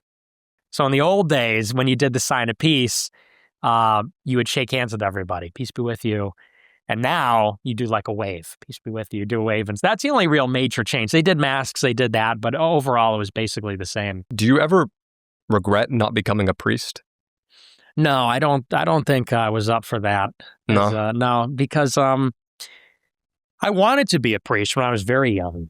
I used to tell my mom I wanted to be a priest when I was like a little kid, which I forgot about. She told me about this. She's like, you always wanted to be a priest. But I don't think that I have the discipline for that, honestly. I think that that's a vocation. You're called to do that by God. And I, at a very early age, I wanted to do it, but I think that I'm a little too maybe undisciplined, eccentric to be able to live a life like that. Because you're a smart guy and you're a moral guy. You definitely try to hold yourself from vices, but it seems as though you kind of put yourself in the situation where you kind of have to say inflammatory things that might not be morally aligned with you. Maybe they are, but something like being a priest or being a monk might align with you more. I don't know. I'm just thinking about this. That's an interesting thought. Yeah, because it's true. I mean, when you're in politics, you're in the world. You're dealing with the practical reality of power and flesh and human beings. And so it's like anything. You engage with it, and it's like the abyss. You stare into the abyss, and it stares back into you. And in a sense, there's something maybe as a priest, you're insulated from these things. When you're in the monastery, you don't have to think about things in a practical way. You don't have to think about those sorts of things because you're focused on the moral law, and you're living in a sort of moral bubble, essentially. Right. Not to say the priests don't sin. Of course, tons of that going on, obviously. But I guess I would consider myself, my vocation is I'm more of a warrior. There's this idea of like you're a priest or a warrior. As somebody that's a true fighter, I think I just have the spirit that is driven to compete and fight, and especially fight for justice in the world. And I don't think it's even possible to act in a completely priest-like way when you're doing that. I try to do that, but I think it's easier said than done. If you had 5 minutes with Jesus Christ, what would you say to him? No, that's a big question. Well, I would ask for forgiveness. I would ask for a pardon, certainly. But I would ask about the secrets of the universe. I would want to know, I would want him to tell me the whole plan. He'd probably have a better idea of what to say to me than I would have a question to ask him. But I guess maybe more than anything, I would just beg for a pardon. I would beg for mercy and forgiveness. But I don't know that I would ask him any kind of theological question. I would be a much more humble approach. If I could ask an historical figure, I'd have tons of questions, but someone like you're talking to God, it would be more like, please don't send me to hell. What do your prayers look like? Well, I pray before I eat. I pray when I'm in danger. I pray when I drove here, because I had to drive through the ghetto to get here. I had to get off at Independence Boulevard to get here, so I was praying then. But mostly I just pray to set my intentions in alignment with God's, because I think a lot about prayer. And when people think about prayer, they think about petition. They pray for something. God, do this for me. Give me the strength. Protect me from this. Give me this. And I always thought about that. Is it that we didn't pray to God enough, that we don't live forever, that our family members die, that bad things happen to us? Because I don't think anybody prays. People say, please save my sick parents. Please, I don't want to get hurt. And then people die all the time. So you say to yourself, did they not pray enough? Did the prayers not work? And I think that the real object of prayer is more a presence, being in the presence of God and allowing maybe God to work on you, maybe opening your intentions and your will, sort of inviting God in and letting God guide your actions. It's really more about, people think about it in terms of God, help me in my life. It's more like God, guide my life. Use me for your purpose. That makes sense. Sort of setting the table in a different way. And so I sort of think about it that way, more like, let me say the right words to do your will. Let me do the right things to do your will. Give me more faith. Help me kind of develop as a person. Protect me from temptation. It's usually things like that. Do you have a journal that you write down your thoughts in? I do not. No?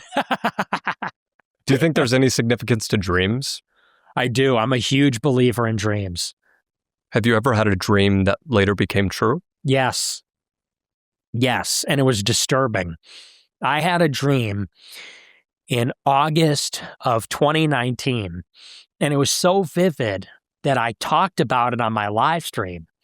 And I said, I had a dream last night that I was at a Charlie Kirk event, a Turning Point USA event.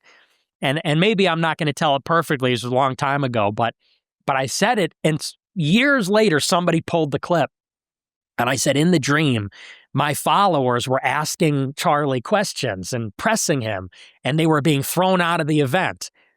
And then a month later, at Charlie Kirk's culture war tour in Colorado, two of my followers went up and pressed him about the Israel lobby and about legal immigration. And it started the Groyper War, which was my followers followed him to every one of his events and asked him these questions, and they were being thrown out. And it became such a huge story. Eventually, Don Jr. was asked these questions at UCLA, and it became a national story and really put my career on the map. And when that happened, I had totally forgotten about that dream. I'd never made the connection. But like I said, about 2 or 3 years later, somebody went back and found that clip and said, 2 months before any of this happened, you dreamt it. And I talked about it on the show because it was that, it affected me that much. So I'll never forget that. That was a very weird coincidence. Does that happen a lot to you? No, I think it was only that one time. Yeah. Because I remember Candace mentioning some text messages about Charlie's dreams, maybe him knowing that he was going to die. I think someone said that those messages were fake. I'm unsure. But I guess if you had 5 minutes with Charlie Kirk, what might you ask him? I really had no interest in discussing with Charlie Kirk. You know, Charlie has become sort of a martyr now, and of course, I don't believe he deserved to die. I wish he was still alive. That being said, people forget, what was Charlie Kirk's business? He made $140 million per year at Turning Point USA. $140 million per year for a campus organization. You don't make that kind of money unless you are really taking money from everybody. Everybody will give it to you. Billionaires, Silicon Valley, special interests, India, I mean, you name it. They were taking money from everybody. And there's this debate about what Charlie Kirk's real views really were about Israel, for example. And the pro-Israel people say Charlie was with us until he died. The anti-Israel people say, no, he was changing his mind. Now, how can both of these things be true? Because Charlie would tell people what they wanted to hear. He was everything to everybody. And so to the pro-Israel crowd, he was pro-Israel until September 10th. To the anti-Israel crowd, if he had been alive for a couple more months, he would have really stuck it to them. And I think at the bottom, he didn't really have many real convictions. Other than that, I do believe he was a sincere Christian. And for that, I respect him. I do believe that he was pro-America, and so I respect him for that. Outside of it, we had a very intense and vicious feud because he was entrenched in politics, and I was the congenital outsider. So I really wouldn't have much to say to him, to tell you the truth. I have to know, what do you think about Erika Kirk? Well, you know, I got a lot of flack for this. Yeah. I criticized Erika Kirk. But look, here's the thing about Erika. Nobody wants to say anything about Erika Kirk because she's a grieving widow. And so that's just decency. Nobody wants to attack a young woman who lost her husband to a vicious public execution and now has 2 fatherless children. That being said, nobody would be saying anything if she went home and grieved. But she didn't do that. She immediately assumed control of Turning Point USA, which already was one of the most influential, powerful, conservative nonprofits and for-profit entities in the conservative movement, and which became far more powerful after Charlie died because of his apparent martyrdom. So, within 72 hours, she becomes Charlie's successor. And now she's in Washington, D.C., it seems, all the time, with J.D. Vance, with Donald Trump, with all these other powerful people. Now, I'm going to tell you what I don't like. I don't like when people take tragedy or a sob story or something that's emotionally impactful and they use it as cover so you can't ask questions or criticize. And I feel like that's what is happening here. Like I said, if she were a widow grieving, no one should or could say anything about her. It would be out of line. But we're not talking about Erika Kirk, the grieving widow. We're talking about Erika Kirk, the president of Turning Point USA and close personal friend of J.D. Vance, heir apparent of MAGA. We can't ask questions about who this person is. We can't criticize or be skeptical of who she is because she cries. See, that I feel is manipulative, and that I don't like. So when people start to tell me for emotional or moral reasons, you can't ask that question, that's when I get even more suspicious. So Erika Kirk, I don't know her, and that's sort of the thing. Who really is she? I don't think anybody knows, actually. Not to force you to give a take on it without evidence, but what do you think could be happening with her? What I think, without knowing her or knowing Charlie personally for that matter, I get the impression that their marriage was political. I think it was arranged. And this happens in elite circles. Charlie was an ambitious and increasingly very powerful, very young man. Erika, from what I'm told, it was her desire to marry political royalty. She's one of these people. I don't know who her parents are, but she's since been seen in music videos and reality shows. She was trying to make a name for herself. And so you tend to find that among people who are rich and famous or influential, they don't meet their wife at a coffee shop or on a dating app. They get set up by other people. This powerful man needs a wife. This young lady wants to marry a powerful man. They get set up. And I get the sense, and I've heard a rumor, that that was something like an arranged marriage. Now, that doesn't mean there's inherently anything sinister going on there. And maybe they grew to love each other eventually, but it does speak to the fact that, maybe everything about Charlie Kirk's life was a fabrication. Candace Owens said it's like the Truman Show. It was a created world. Now, what Candace gets wrong is she thinks Charlie was a victim. I think he knew full well. He gave himself fully to the political grift, and that comes with it. Fake talking points, fake friends, fake patrons, fake messaging. And yeah, maybe even on some level, his family life was an artifice. It was sort of manufactured for public consumption.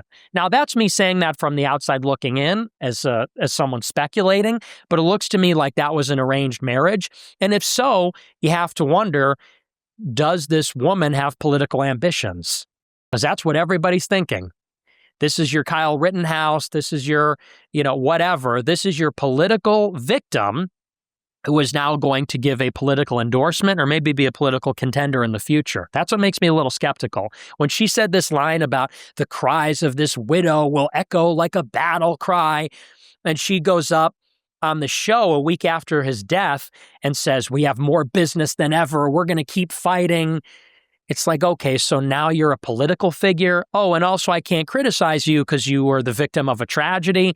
Something's not right there. I was surprised, Nick, that maybe I hadn't consumed enough of your content at this point in time when Charlie was murdered. But I think I tuned into the live stream that night, assuming that you were like, this is a setup. I think a lot of people tuned in thinking that would be the case. It seemed as though you were quick to vehemently deny it was any kind of paid person to kill Charlie. You were like, this is an actual person, like a crazy person that killed him. Like, why was that so quickly your stance, I guess? Well, because the big reason why I doubted there was any conspiracy is because Trump is in charge. So who would be conspiring? The FBI? It's Trump's FBI. Who would be conspiring? Trump's intelligence agencies? Trump was an ally of Charlie Kirk. Charlie Kirk was not a radical. He was not a disruptor. He was a reliable ally of the system. He was a reliable ally of Israel, a reliable ally of the Trump government, a reliable ally of all the special interests that power the Trump government. Like I said, Turning Point was bringing in $140 million per year because they were happy with Charlie's work. So if somebody like Tucker got killed, everybody would know who to blame. If somebody like Candace got killed, everybody would know who to blame. Same thing with me. But the idea that Charlie Kirk was some kind of martyr for telling truth to power is so ridiculous because he was the power. He was an ally and a pawn of the power. Moreover, you look at the assassination. There were all sorts of doubts and questions that were raised in the early days. But when you really get down to it, this was not a sophisticated plot. The rooftop where Charlie was shot from, everybody had access to. No ladder required, no special equipment. freely accessible by anybody there. The event had no security perimeter. So they weren't looking at tickets. They weren't checking IDs, anything like this. He got shot once in the neck and then chaos. The guy turned himself in a couple days later. The idea that this was some kind of super sophisticated plot that required know-how and planning, it just isn't true. They were lax. They did not do their due diligence. The idea that somebody walked up on that rooftop without encountering security, which was freely accessible to anybody, and took a shot, to me, that's not crazy. And I would say that we have a lot of that going on. Luigi Mangione, there was a school shooting the same day that Charlie Kirk got killed in Colorado. There was a school shooting by a transgender a couple weeks before that. So I think that, I guess the two flaws in the conspiracy thinking is, one, the idea that Charlie was a target of the powerful, and two, that we don't have a problem with left-wing violence or, crazy left-wingers that want to kill right-wingers. That's very real. So at the end of the day, I just didn't see any compelling evidence for a conspiracy. There was no benefit to there being a conspiracy. Right, yeah. There's nothing tangible at all. That's interesting. I'll say personally, I thought that the interview of him and Shapiro, and he was like taking anti-Zionist views, seemed to be fairly compelling at the time. But my thing with it was, I was like, is Charlie really that influential though? Like, I don't know. Maybe in my circles, he's not super influential. Even that, you got to understand, because people brought up that interview. So what happened that day? Tuesday, the day before September 10th, Israel bombed Qatar, which is a close ally of Trump and the Trump family and many people in the Trump cabinet. And it infuriated the White House. This was like so out of line and so unprecedented for Israel to do this. Charlie Kirk, to cover it, brought on Ben Shapiro and asked Ben Shapiro, hey, so do you think Israel's losing the PR battle? And let Shapiro freely answer with no pushback. So people say that that was Charlie pushing. I think that Charlie was playing devil's advocate. I think he was pushing the pro-Israel line by standing in for a skeptical Gen Z guy, asking what that guy would ask, so that Shapiro could make the case. And there's a big difference between the two. I don't think that he was fighting on that issue. We went on a bit of a tangent there, but what's one thing your mother taught you? Well, my mom taught me a lot, and my grandmother too. My mom and my grandmother, they're Italian, very old school. You'd say they're grease balls, and so they had kind of an old world sensibility. I feel like a lot of white people, like you, like white people that are real, like waspy, like real whites, real whites. They have this kind of like, their parents went to college. Their parents listen to Radiohead. Their parents like saw Star Wars in the movies. They like comic books. And so they have this very like maybe hippie or liberal sensibility. My parents were very old school, very like salt of the earth. Maybe you could say hardcore. And I guess the biggest lesson that my mom taught me, of which there were many, the one that stands out is that you never have as many friends as you think you do. My mom, my grandma, they always used to say, if you can count your friends on more than one hand, you better count again. Because a lot of people like to say, oh, I got this friend and that friend. But how many of those people really have your best interest in mind? How many of those people are real friends? They also used to say, you spend your summers where you spend your winters. In other words, the people that are there with you when you're riding high, when you're successful and everything's going right, they're not the same people that are with you when things are not going so well, when you need help, when maybe you're a liability. And you should share your triumphs with the people that are there for you when you're down. So I was really inculcated from a very early age with this kind of maybe wisdom about how people are, about loyalty, about what real friendship looks like. And I think that informs all of my politics.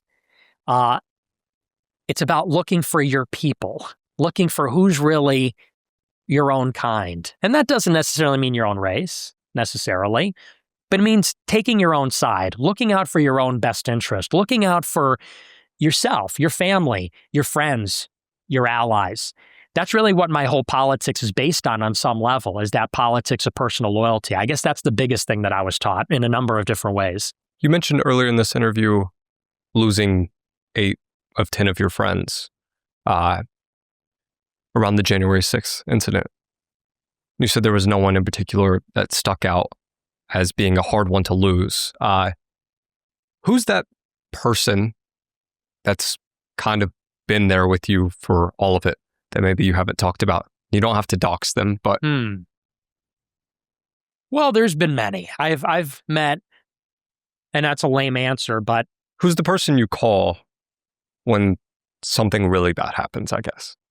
Well, nobody. To be honest with you, I'm not really close to anybody like that, unfortunately. When you're someone like me, you can't trust anybody. And the reason why is because when somebody really wants to hurt you or kill you, they know that they can't get to you, they'll go for the next best, which is the person you trust, the person you care about, and maybe that person loves their family more than they want to protect you. And so you realize that if more than one person knows anything, it's not a secret. And so that goes for any weaknesses, vulnerabilities. You really can't confide. And it's sort of sad. That's a luxury that people take for granted, that they can confide in people and get comfort. They could get a sort of peace of mind. But this is the struggle of a warrior, of a true leader. And not to sound self-aggrandizing in that way, but that's really what it means to be, in my opinion, a man. Is when you are a man, you're not contingent. People lean on you. You don't lean on anybody. And at the highest level, which is politics, that's maybe the highest level of human competition. If you're seeking a leadership position, if you want to be a leader, you have to be completely self-reliant. And you can't actually have true friends in that way when you're at the top on that in a political landscape. So I don't really have anybody like that. Even your family? Even my family. I mean, I confide in my mother and my father. I trust them, but I don't want to burden them, At a certain point, when you're a young man, you realize that your parents can't solve all your problems. And you actually have to worry more about them than about yourself. If I tell my parents about my troubles, it might be a burden on them. So you have to look out for them in the way that maybe one time they looked out for you. On January 6th, a lot of people ended up in jail at the Capitol. This is a common conspiracy theory about you, by the way, that I have come to the conclusion is not true. We don't have to talk about why you didn't get in trouble for January 6th. I think if anyone really looked at the timeline of events, the things that Nick said, the case around it, it's all very publicly available. And I don't want to bore everyone with the details of why he didn't get in trouble, but around the time you received a large Bitcoin donation and you had this federal case, right? So and this is my conspiracy, did the federal government think that you were a crisis actor paid to incite violence?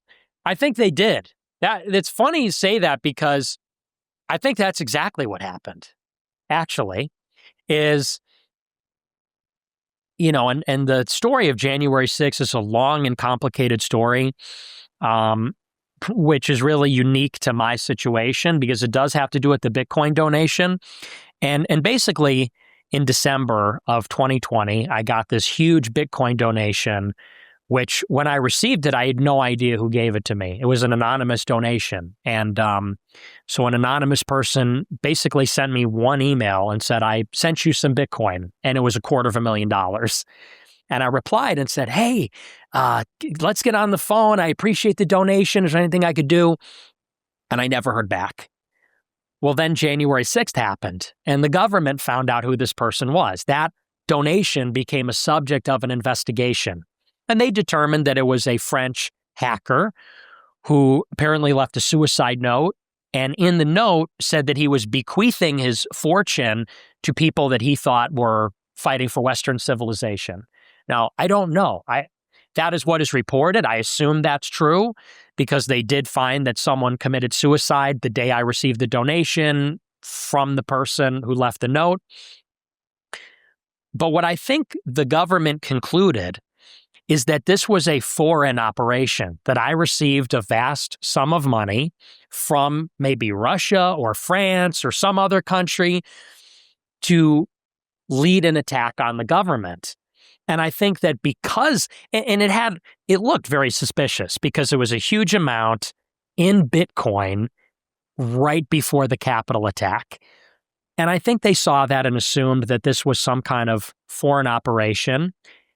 And then their next move is lock up the money and prevent me from fleeing. So they put me on the no-fly list to prevent me from flying to another country. And I think they froze the money so that they could look into my situation. Maybe wait for that. Chicago. Chicago for you, right? So I think that they launched that investigation with the assumption that they would find out that I was sponsored by a foreign government. And when they determined that that was not the case, I think they released me from the no-fly list, released the money, and they stopped the investigation. How did they determine that? Well, they investigated me thoroughly. There were no fewer than 3 U.S. attorneys that were on the case. I'm sure I got a letter, I think last year, 5 years after the fact, exactly 5 years, which said that the FBI had subpoenaed my communications from a telecom company. So I think they went through my texts. I think they went through all my information, and they just found that that wasn't the case. I think the Chainalysis, which is a U.S.-backed crypto investigatory body, they looked into the recipients and who sent the money, and I think they found that story checked out. Maybe they looked at all my communications. They subpoenaed me in Congress, deposed me, and I think that, they just found that that wasn't happening. Do you think sometimes, though, it's possible that influencers or very influential people make plea deals based on blackmail or accusations to evade charges, to push certain narratives? All the time. And it is really understated how much of that happens in the GOP. The GOP, more than there are even Jewish people, it's a lot of gay men. And it's a lot of gay that goes on. And all you have to do is take a look at who runs some of the media outlets and who some of the donors are. When you go to I don't want to be specific, I don't want to get sued or anything, but when you go to some of these events, that's basically what they're set up for. It's basically set up so that rich, gay millionaires and billionaires can hang out with high school, college-age boys. That's what much of it is for. So they can be groomed. It's what it is. So that happens a lot. And so, of course, there's a lot of blackmail that goes with that territory. And then, of course, there's also a lot of federal informants in any organized group. I don't care who it is, any militia, any membership organization, there are bound to be federal informants. And that's been borne out in the Gretchen Whitmer kidnapping plot. In 2020, 50% of the people involved in that were federal informants or assets. 50%, including many of the leaders of the group. So, in 2020, there's this big story that an Oath Keeper-aligned group was going to kidnap the governor or something like that. And the people that were throwing the pizza parties for the losers that signed up for it were the federal government. So that happens all over conservative and I think liberal politics too. Nick, do you ever fear that your platform is not being censored to the same extent that it was a few years back to rally support for Zionism via implied anti-Semitism? No, because a lot of people thought that this year because, let's be honest, free speech has largely returned to the internet and there is a lot of legitimate anti-Semitism out there now, like stuff that really does cross the line. And it's all over X and there's, generally Jewish or Israel critical content all over Instagram, YouTube, Twitter, in a way that there wasn't even a year ago, 2 years ago. And when I got brought back on Twitter and when my clip started to go viral, a lot of people said, are they allowing it because they have some ulterior motive? And I really was paranoid about that. I was trying to act a little more cautiously for that reason, especially this year. But what you're seeing now is they are throwing that in reverse. And now they bought TikTok to censor. They want to buy Twitter to censor. At the World Jewish Congress, its president, Ronald Lauder, called for anti-Semitism laws to be passed. So, no, I think especially now, it's quite the opposite. They want to shut it all down. I was just shocked to see, I wasn't allowed to post Andrew Tate on TikTok because his face is banned. Tristan's not. I was shocked that your face hasn't been completely AI banned from TikTok at the very least. I think it is now. It is? I think so. Huh. I know your name, you can't type it. You have to do some weird spelling, but I see some clips, I don't know, they can get the side of your face. But what's the one thing that you, Nick Fuentes, aren't allowed to say? Well, if there's any pressure for me to not say things, at this point, I cannot signal anything against, let's say, traditionalism or white racialism. Or what I mean by that is people expect me to be the far-right firebrand. And so if you start to push temperance, caution, moderation, even just compassion, empathy, a lot of people in my audience get upset about it. I would say not most, but a very vocal minority. And I say it anyway. I say it all the time, and I make them very unhappy when I say certain things. But you see how some movements tend to be captured by their most radical members. Because once you start to say that things are a conspiracy, once you start to say that, we're victims, we're being mistreated, there's a pull and a pressure to always go bigger, wider, more extreme, more intense, more angry, more cruel. And the older that I get and the longer that I do this, the more I try very hard to resist that impulse, almost deliberately resist that, because I think that my movement has very legitimate grievances. And I think as long as I've been doing this, it's been motivated by a sense of justice and trying to set things straight. We want people to live better lives. And I think that if you are a deeply flawed person, it's easy to forget the reasons why you started doing something and to really get captured by bitterness and hatred and very negative emotions and maybe your worst impulses. So that's why I try to keep it focused on Christianity. I try to always bring it back to, at the end of the day, it is about the cross. I will say that did surprise me with your content as well on the streams. It seemed like anytime one of your super chats was saying a bit of a crazy conspiracy, you'd be like, oh, shut the fuck up. Just instantly out of the window. But someone like Candace is that's interesting. I haven't heard of that before, but yours instantly deny it. But is there any one thing that maybe you just think would get this whole podcast deleted? No, I think that, I'll tell you the things that really scare me. The things that it's not that I won't, because I'm really banned from everything. I think I'm as banned as a person can be right now. But the things that actually scare me are when you talk about the particular people. You start naming names. And when you start to tell people to take action in the real world politically, that's what they really don't like. So, for example, I've never felt more, maybe, let's say, anxious about a show than when I did my expose on J.D. Vance and Tucker Carlson over the summer. Because even as I was doing the research about all their CIA connections and all the things they're involved in, I talk about conspiracies on the show and I believe in a lot of them, but this was so real. I was like, shit, this is true. Everything that I'm putting down on the paper here is 100% true, real, corruption. These extremely powerful people want J.D. Vance to be the president. And a lot is riding on that. A lot of money, a lot of power.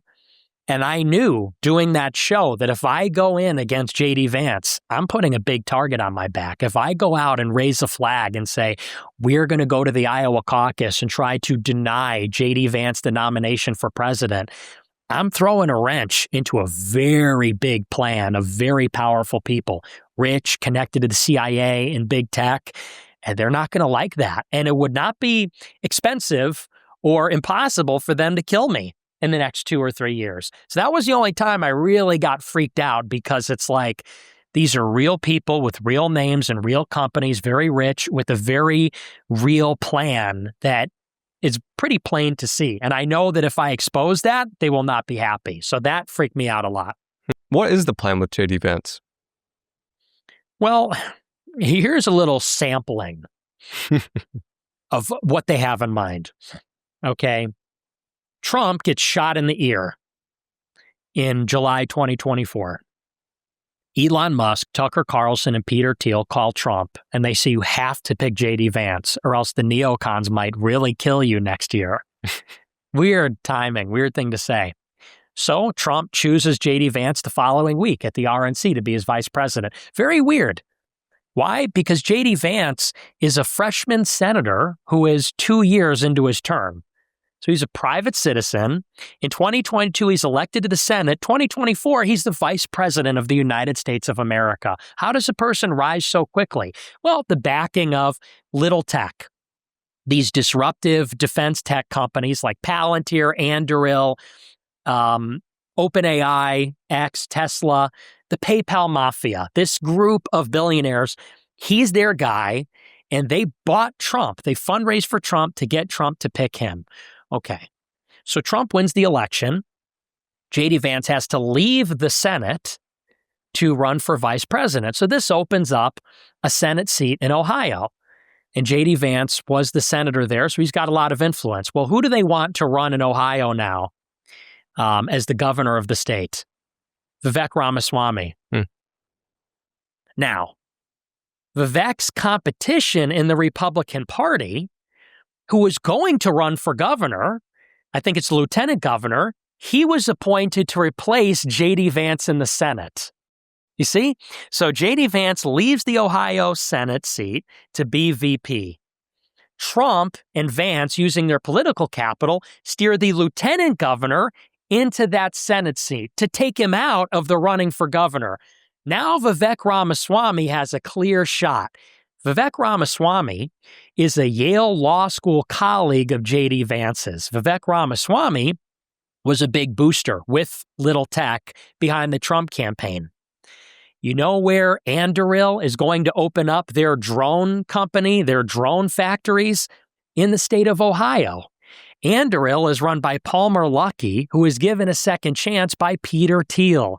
He's tight with JD Vance. JD Vance steered Peter Thiel's money into Anduril when he was working for Peter Thiel's venture capital company.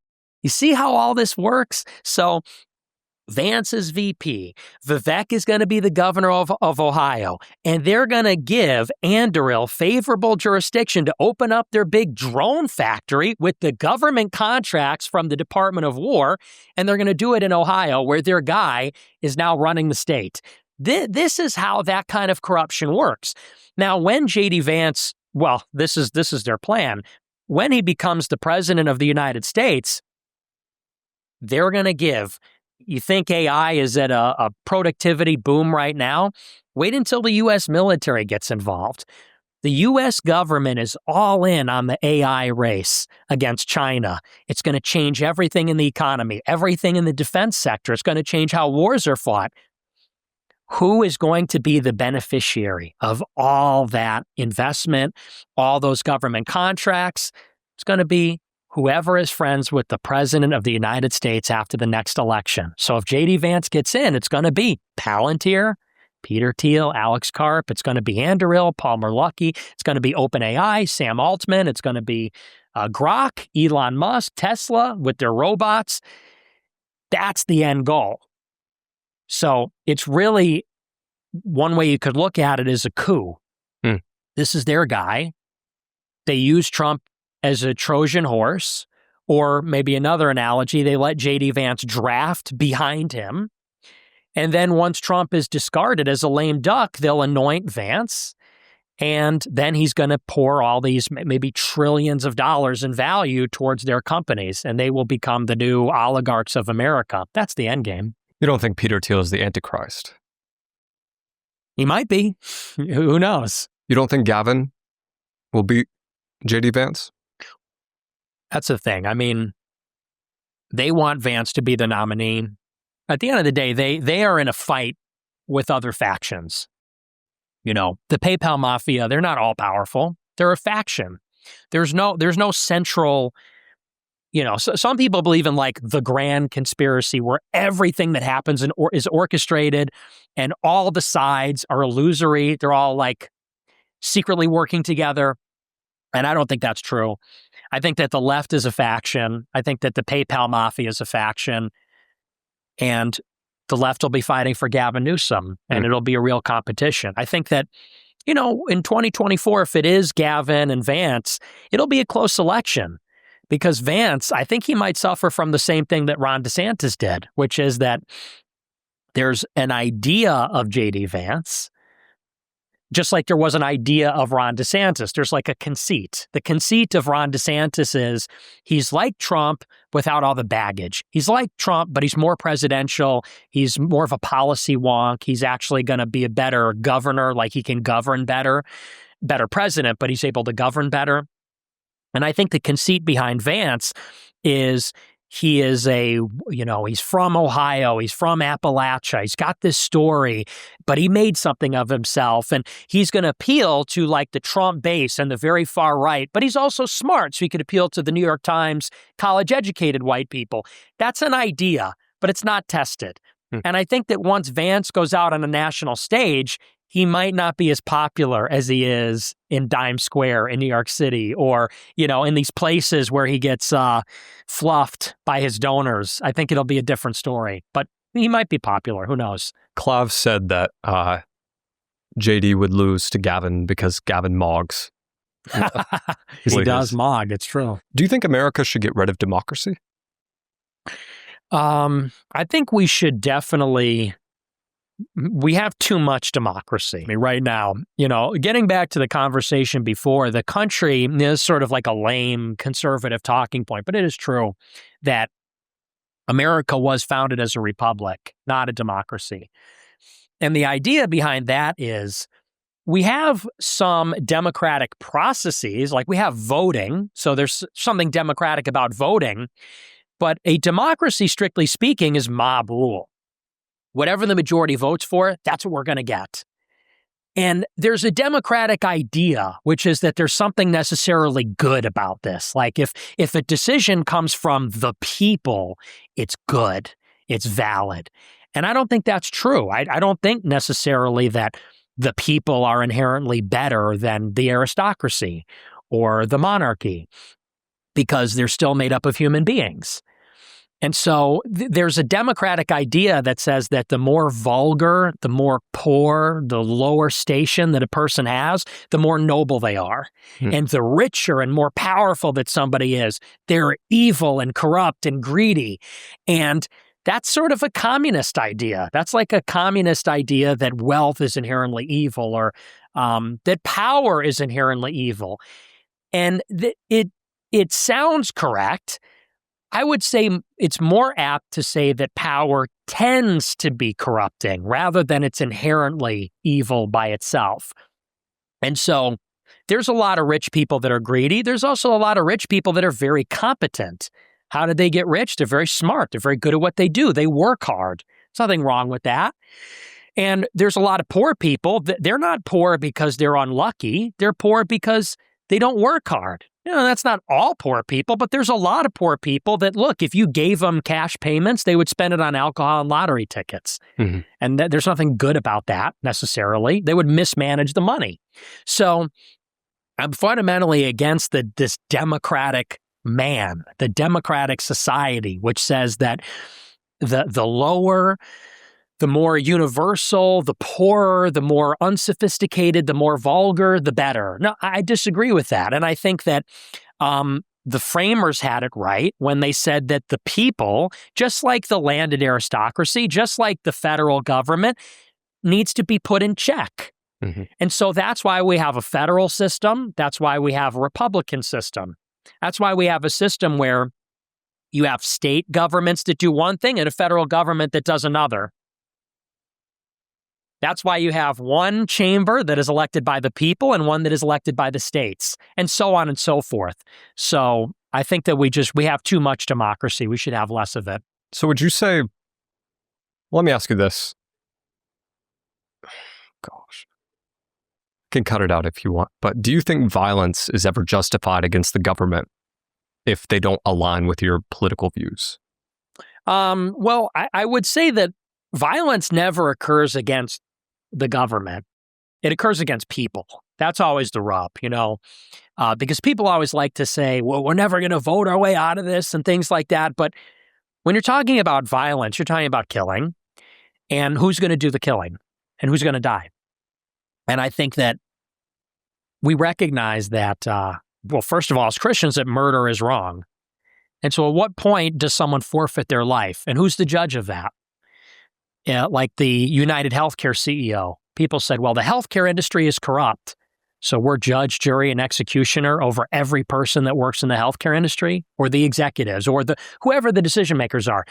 Who made some kid the judge, jury, and executioner of that man who was killed? Nobody. It's not our right to take human life for that. We say that a government is instituted. And that's a definition of sovereignty, is the ability to order people to kill and to be killed, as the army or as the police. And we do this, we're fighting in a war.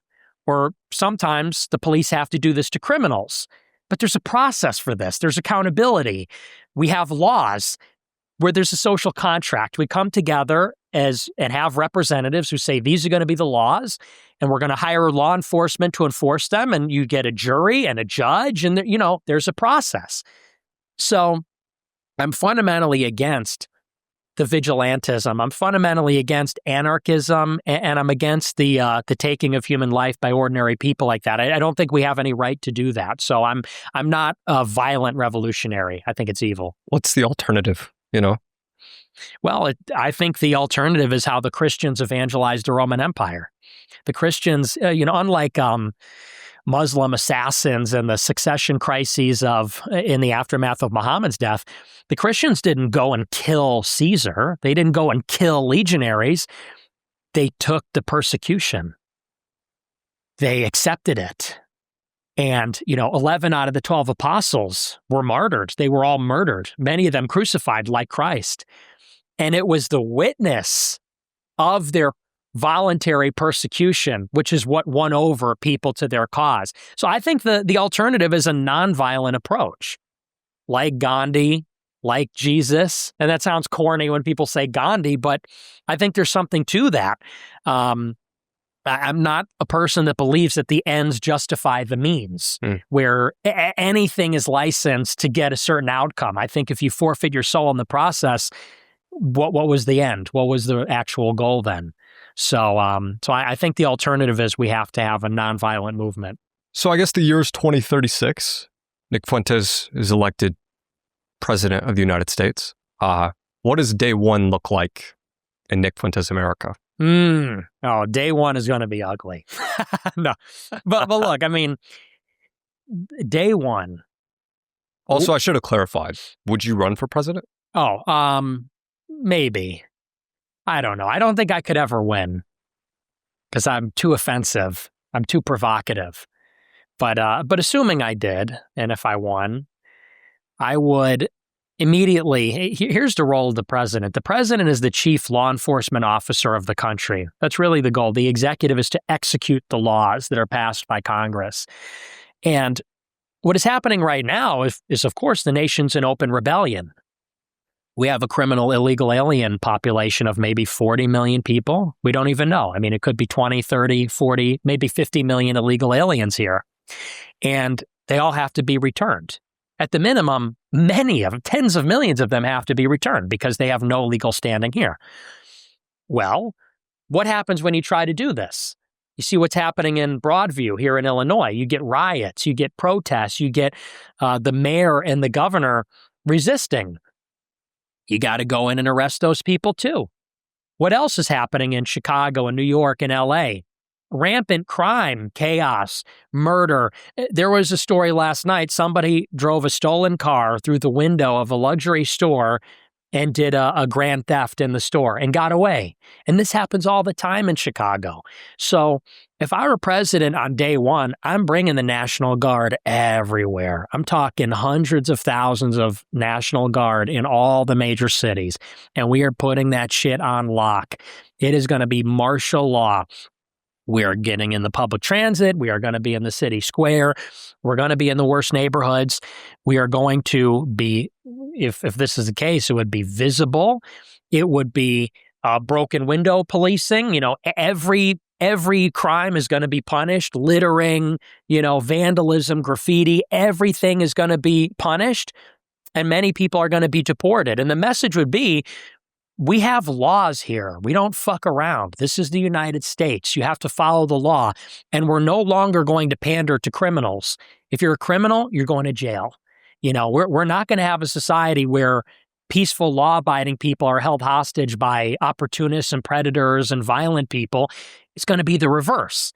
The violent people are going to be afraid to go in the streets. The violent people are going to see a law enforcement presence, and they're not going to want to go outside or drive down certain streets, rather than the reverse, where law-abiding people are afraid to go into certain neighborhoods. I think that's the first thing any president has to do. What rights would you take away from women? Well, I would just take away the right to vote for tons of people. Women, for sure. But also I'd raise the voting age to like 25 in general. I would probably take away the right to vote for you know, maybe people that have no stake, no skin in the game. Because here's the thing, even the men, I look at a lot of men who are students and, you know, they're 21 years old and their parents are paying for their apartment and they've never had a real job. And they're out there telling everybody, this is the way the world has to be. Well, how do you know?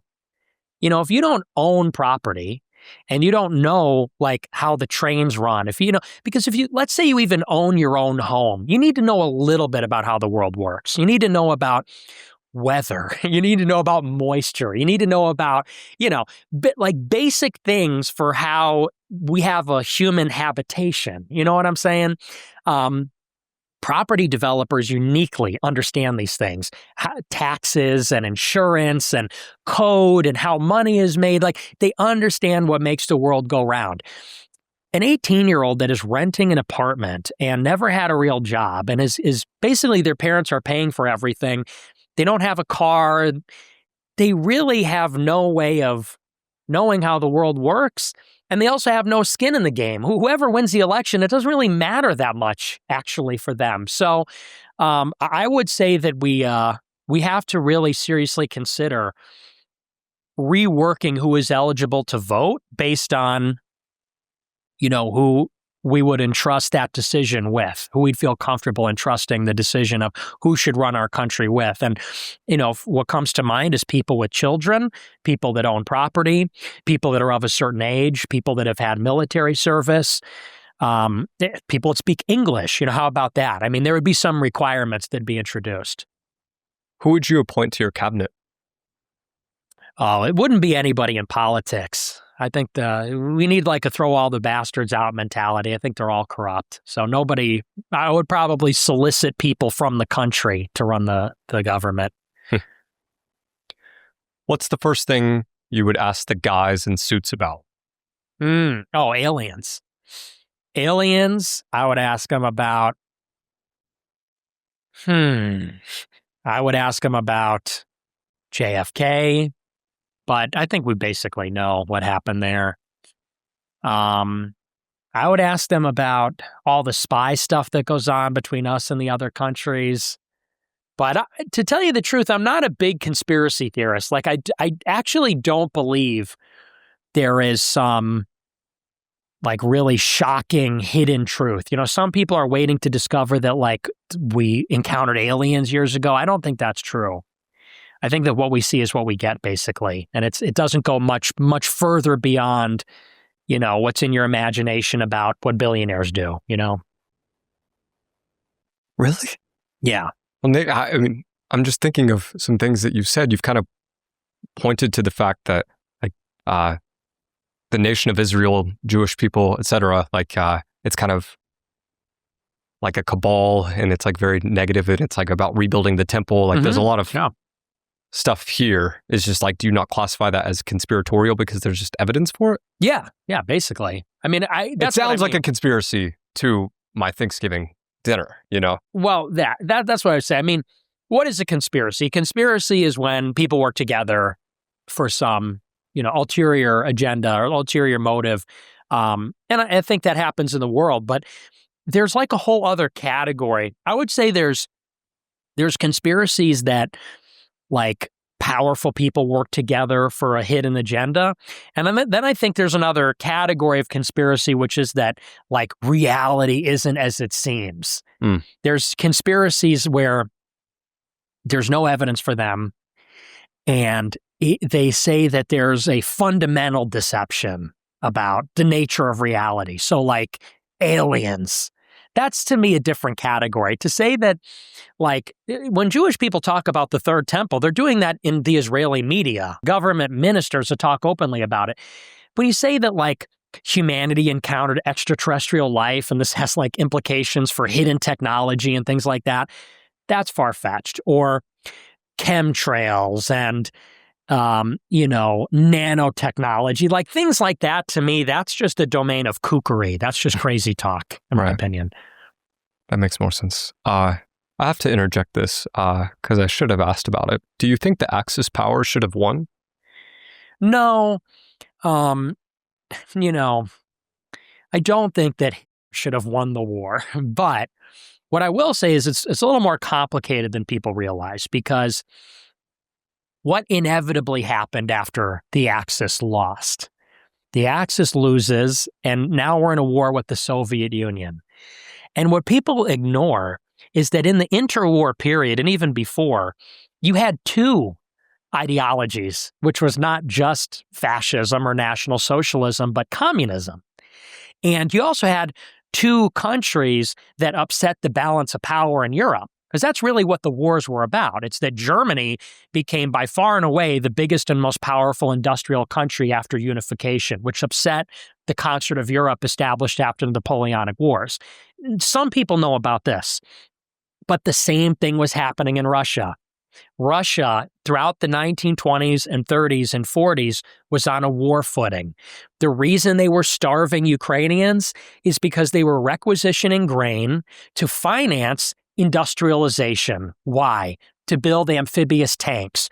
Why did they need amphibious tanks? Because they wanted to invade England, which, of course, means they wanted to invade the rest of Europe. So what people maybe don't realize is, yes, the Nazis built their war machine and they had designs on, they wanted to control Russia. They wanted to control Eastern Europe. But the Soviet Union wanted to control Western Europe. So this was sort of an inevitable conflict. Now, was it the best idea for the United States to back the Soviet Union and for them to enslave half of Europe and to fight them for 50 years because they got the bomb in 1949? I think maybe the better outcome would have been to let Hitler fight the Soviet Union. Wouldn't that, and let them fight each other to exhaustion? Would have that been maybe the better outcome? So in terms of how it was handled, I think the biggest mistake of World War II is that we kicked out Hitler and we let in Stalin. We kicked out the Nazis and we brought in the Bolsheviks. And I'm not sure the Bolsheviks were better than the Nazis. I mean, certainly they're as bad. They might have been worse. So I would say that was maybe the biggest miscalculation of the whole war. Would you make Bitcoin the U.S. currency? No. I believe in fiat money, generally. Would you make it legal tender? Probably not. If you had to pick a national anthem for America, what song would you choose? Well, I really like Battle Hymn of the Republic. That's probably like my favorite patriotic song. But the current national anthem, it's not a great song, to be honest. You know what I mean? Like, it's ours, I know, but like, is it the best song ever? I don't think it's the best American anthem. Nothing from Ye's discography. I think that's how you say it. Yeah, maybe Nitrous, maybe something off Cuck. I don't know. There's a few ones on there that could work. Yeah. What's a fear about the future that you rarely talk about publicly? Well, I talk about all of it publicly. I guess My biggest fear is that probably nuclear war would be my biggest fear, because people really, that's so generic, but do people think about the fact that we have nuclear weapons pointed at each other at all times? We've been living in the nuclear age for 80 years, which in the grand scheme of things is not a long time. And there's a handful of countries that have them. And I think the odds that we get in a nuclear war, it's almost inevitable on a long enough timeline. And the question is just when, as we transition to a multipolar world order, countries like China build their arsenal, and countries like Russia rise up and push back on American empire, the odds that we get a nuclear conflict are probably greater than ever before in some ways. Some ways not, but in some ways it might be the greatest risk ever. So I'm really worried in the next 15, 20 years, there's going to be another nuclear close call, and I wonder if our leaders are going to have the wherewithal to prevent it. What's the most important thing you hope people remember about you? Well, in the end, everybody's going to be forgotten, I guess, eventually. But I just don't want people to remember me as the caricature that they create about me. I guess I just want, it's like anything, you want people to understand you, and I want people to understand that, everything that I did was for America. It was for Christianity. It wasn't for hatred of other groups or, whatever they say. It was about ideological hatred or grifting. It's out of a deep sense of, it's a longing for justice. Yeah, Nick, I ask every guest at the end of the podcast, what's the best piece of advice you've ever received? But I'll change it for you. If you could say a prayer for America, what would it look like? I would pray for the people, because I think about when Christ was going to his death on the cross. He didn't condemn everybody. He didn't say, this isn't fair. He didn't say, I'm innocent. He said, Father, forgive them. They don't know what they're doing. And that's how I feel about this country. I feel like the country is totally messed up. I think we have every right to be angry. Everybody has a right to be angry. Everybody has a right to be resentful about everything and everybody, about the system, about the elites, about our parents, about, how our inheritance was squandered. But that mentality will not repair the nation. The nation has to be reborn. And the only way for the nation to be reborn is for people to be reborn. And to do that, they have to give themselves to God and say that we're going to forgive the boomers. We're going to forgive the people that are ruining the country. We have to stand up as leaders, as Christians, putting God first, our conscience first, what we know is right, tell the truth, be courageous, stand on business for the truth to the point of death. And I think that if the most talented and capable people take that obligation seriously and do that, if they're reborn, I think the country can be reborn. They can lead the country to a better place. But if we give in to our worst impulses, the bitterness, the anger, the sense of perhaps misplaced self-righteousness, the sense of aggrievement that we've been wronged, I think the country will collapse in very short order, and it'll be very ugly. So I would pray for the humility to do the right thing. Time's always right to do the right thing. Amen. Beautiful. Nick, thank you for coming on, man. Everyone, this is the Jack Neel Podcast. This is your guest, Nick Fuentes. Thank you. See you guys. Shake your hand. But sweet, yeah. Yeah, long table. Hey, thanks, man. Appreciate it.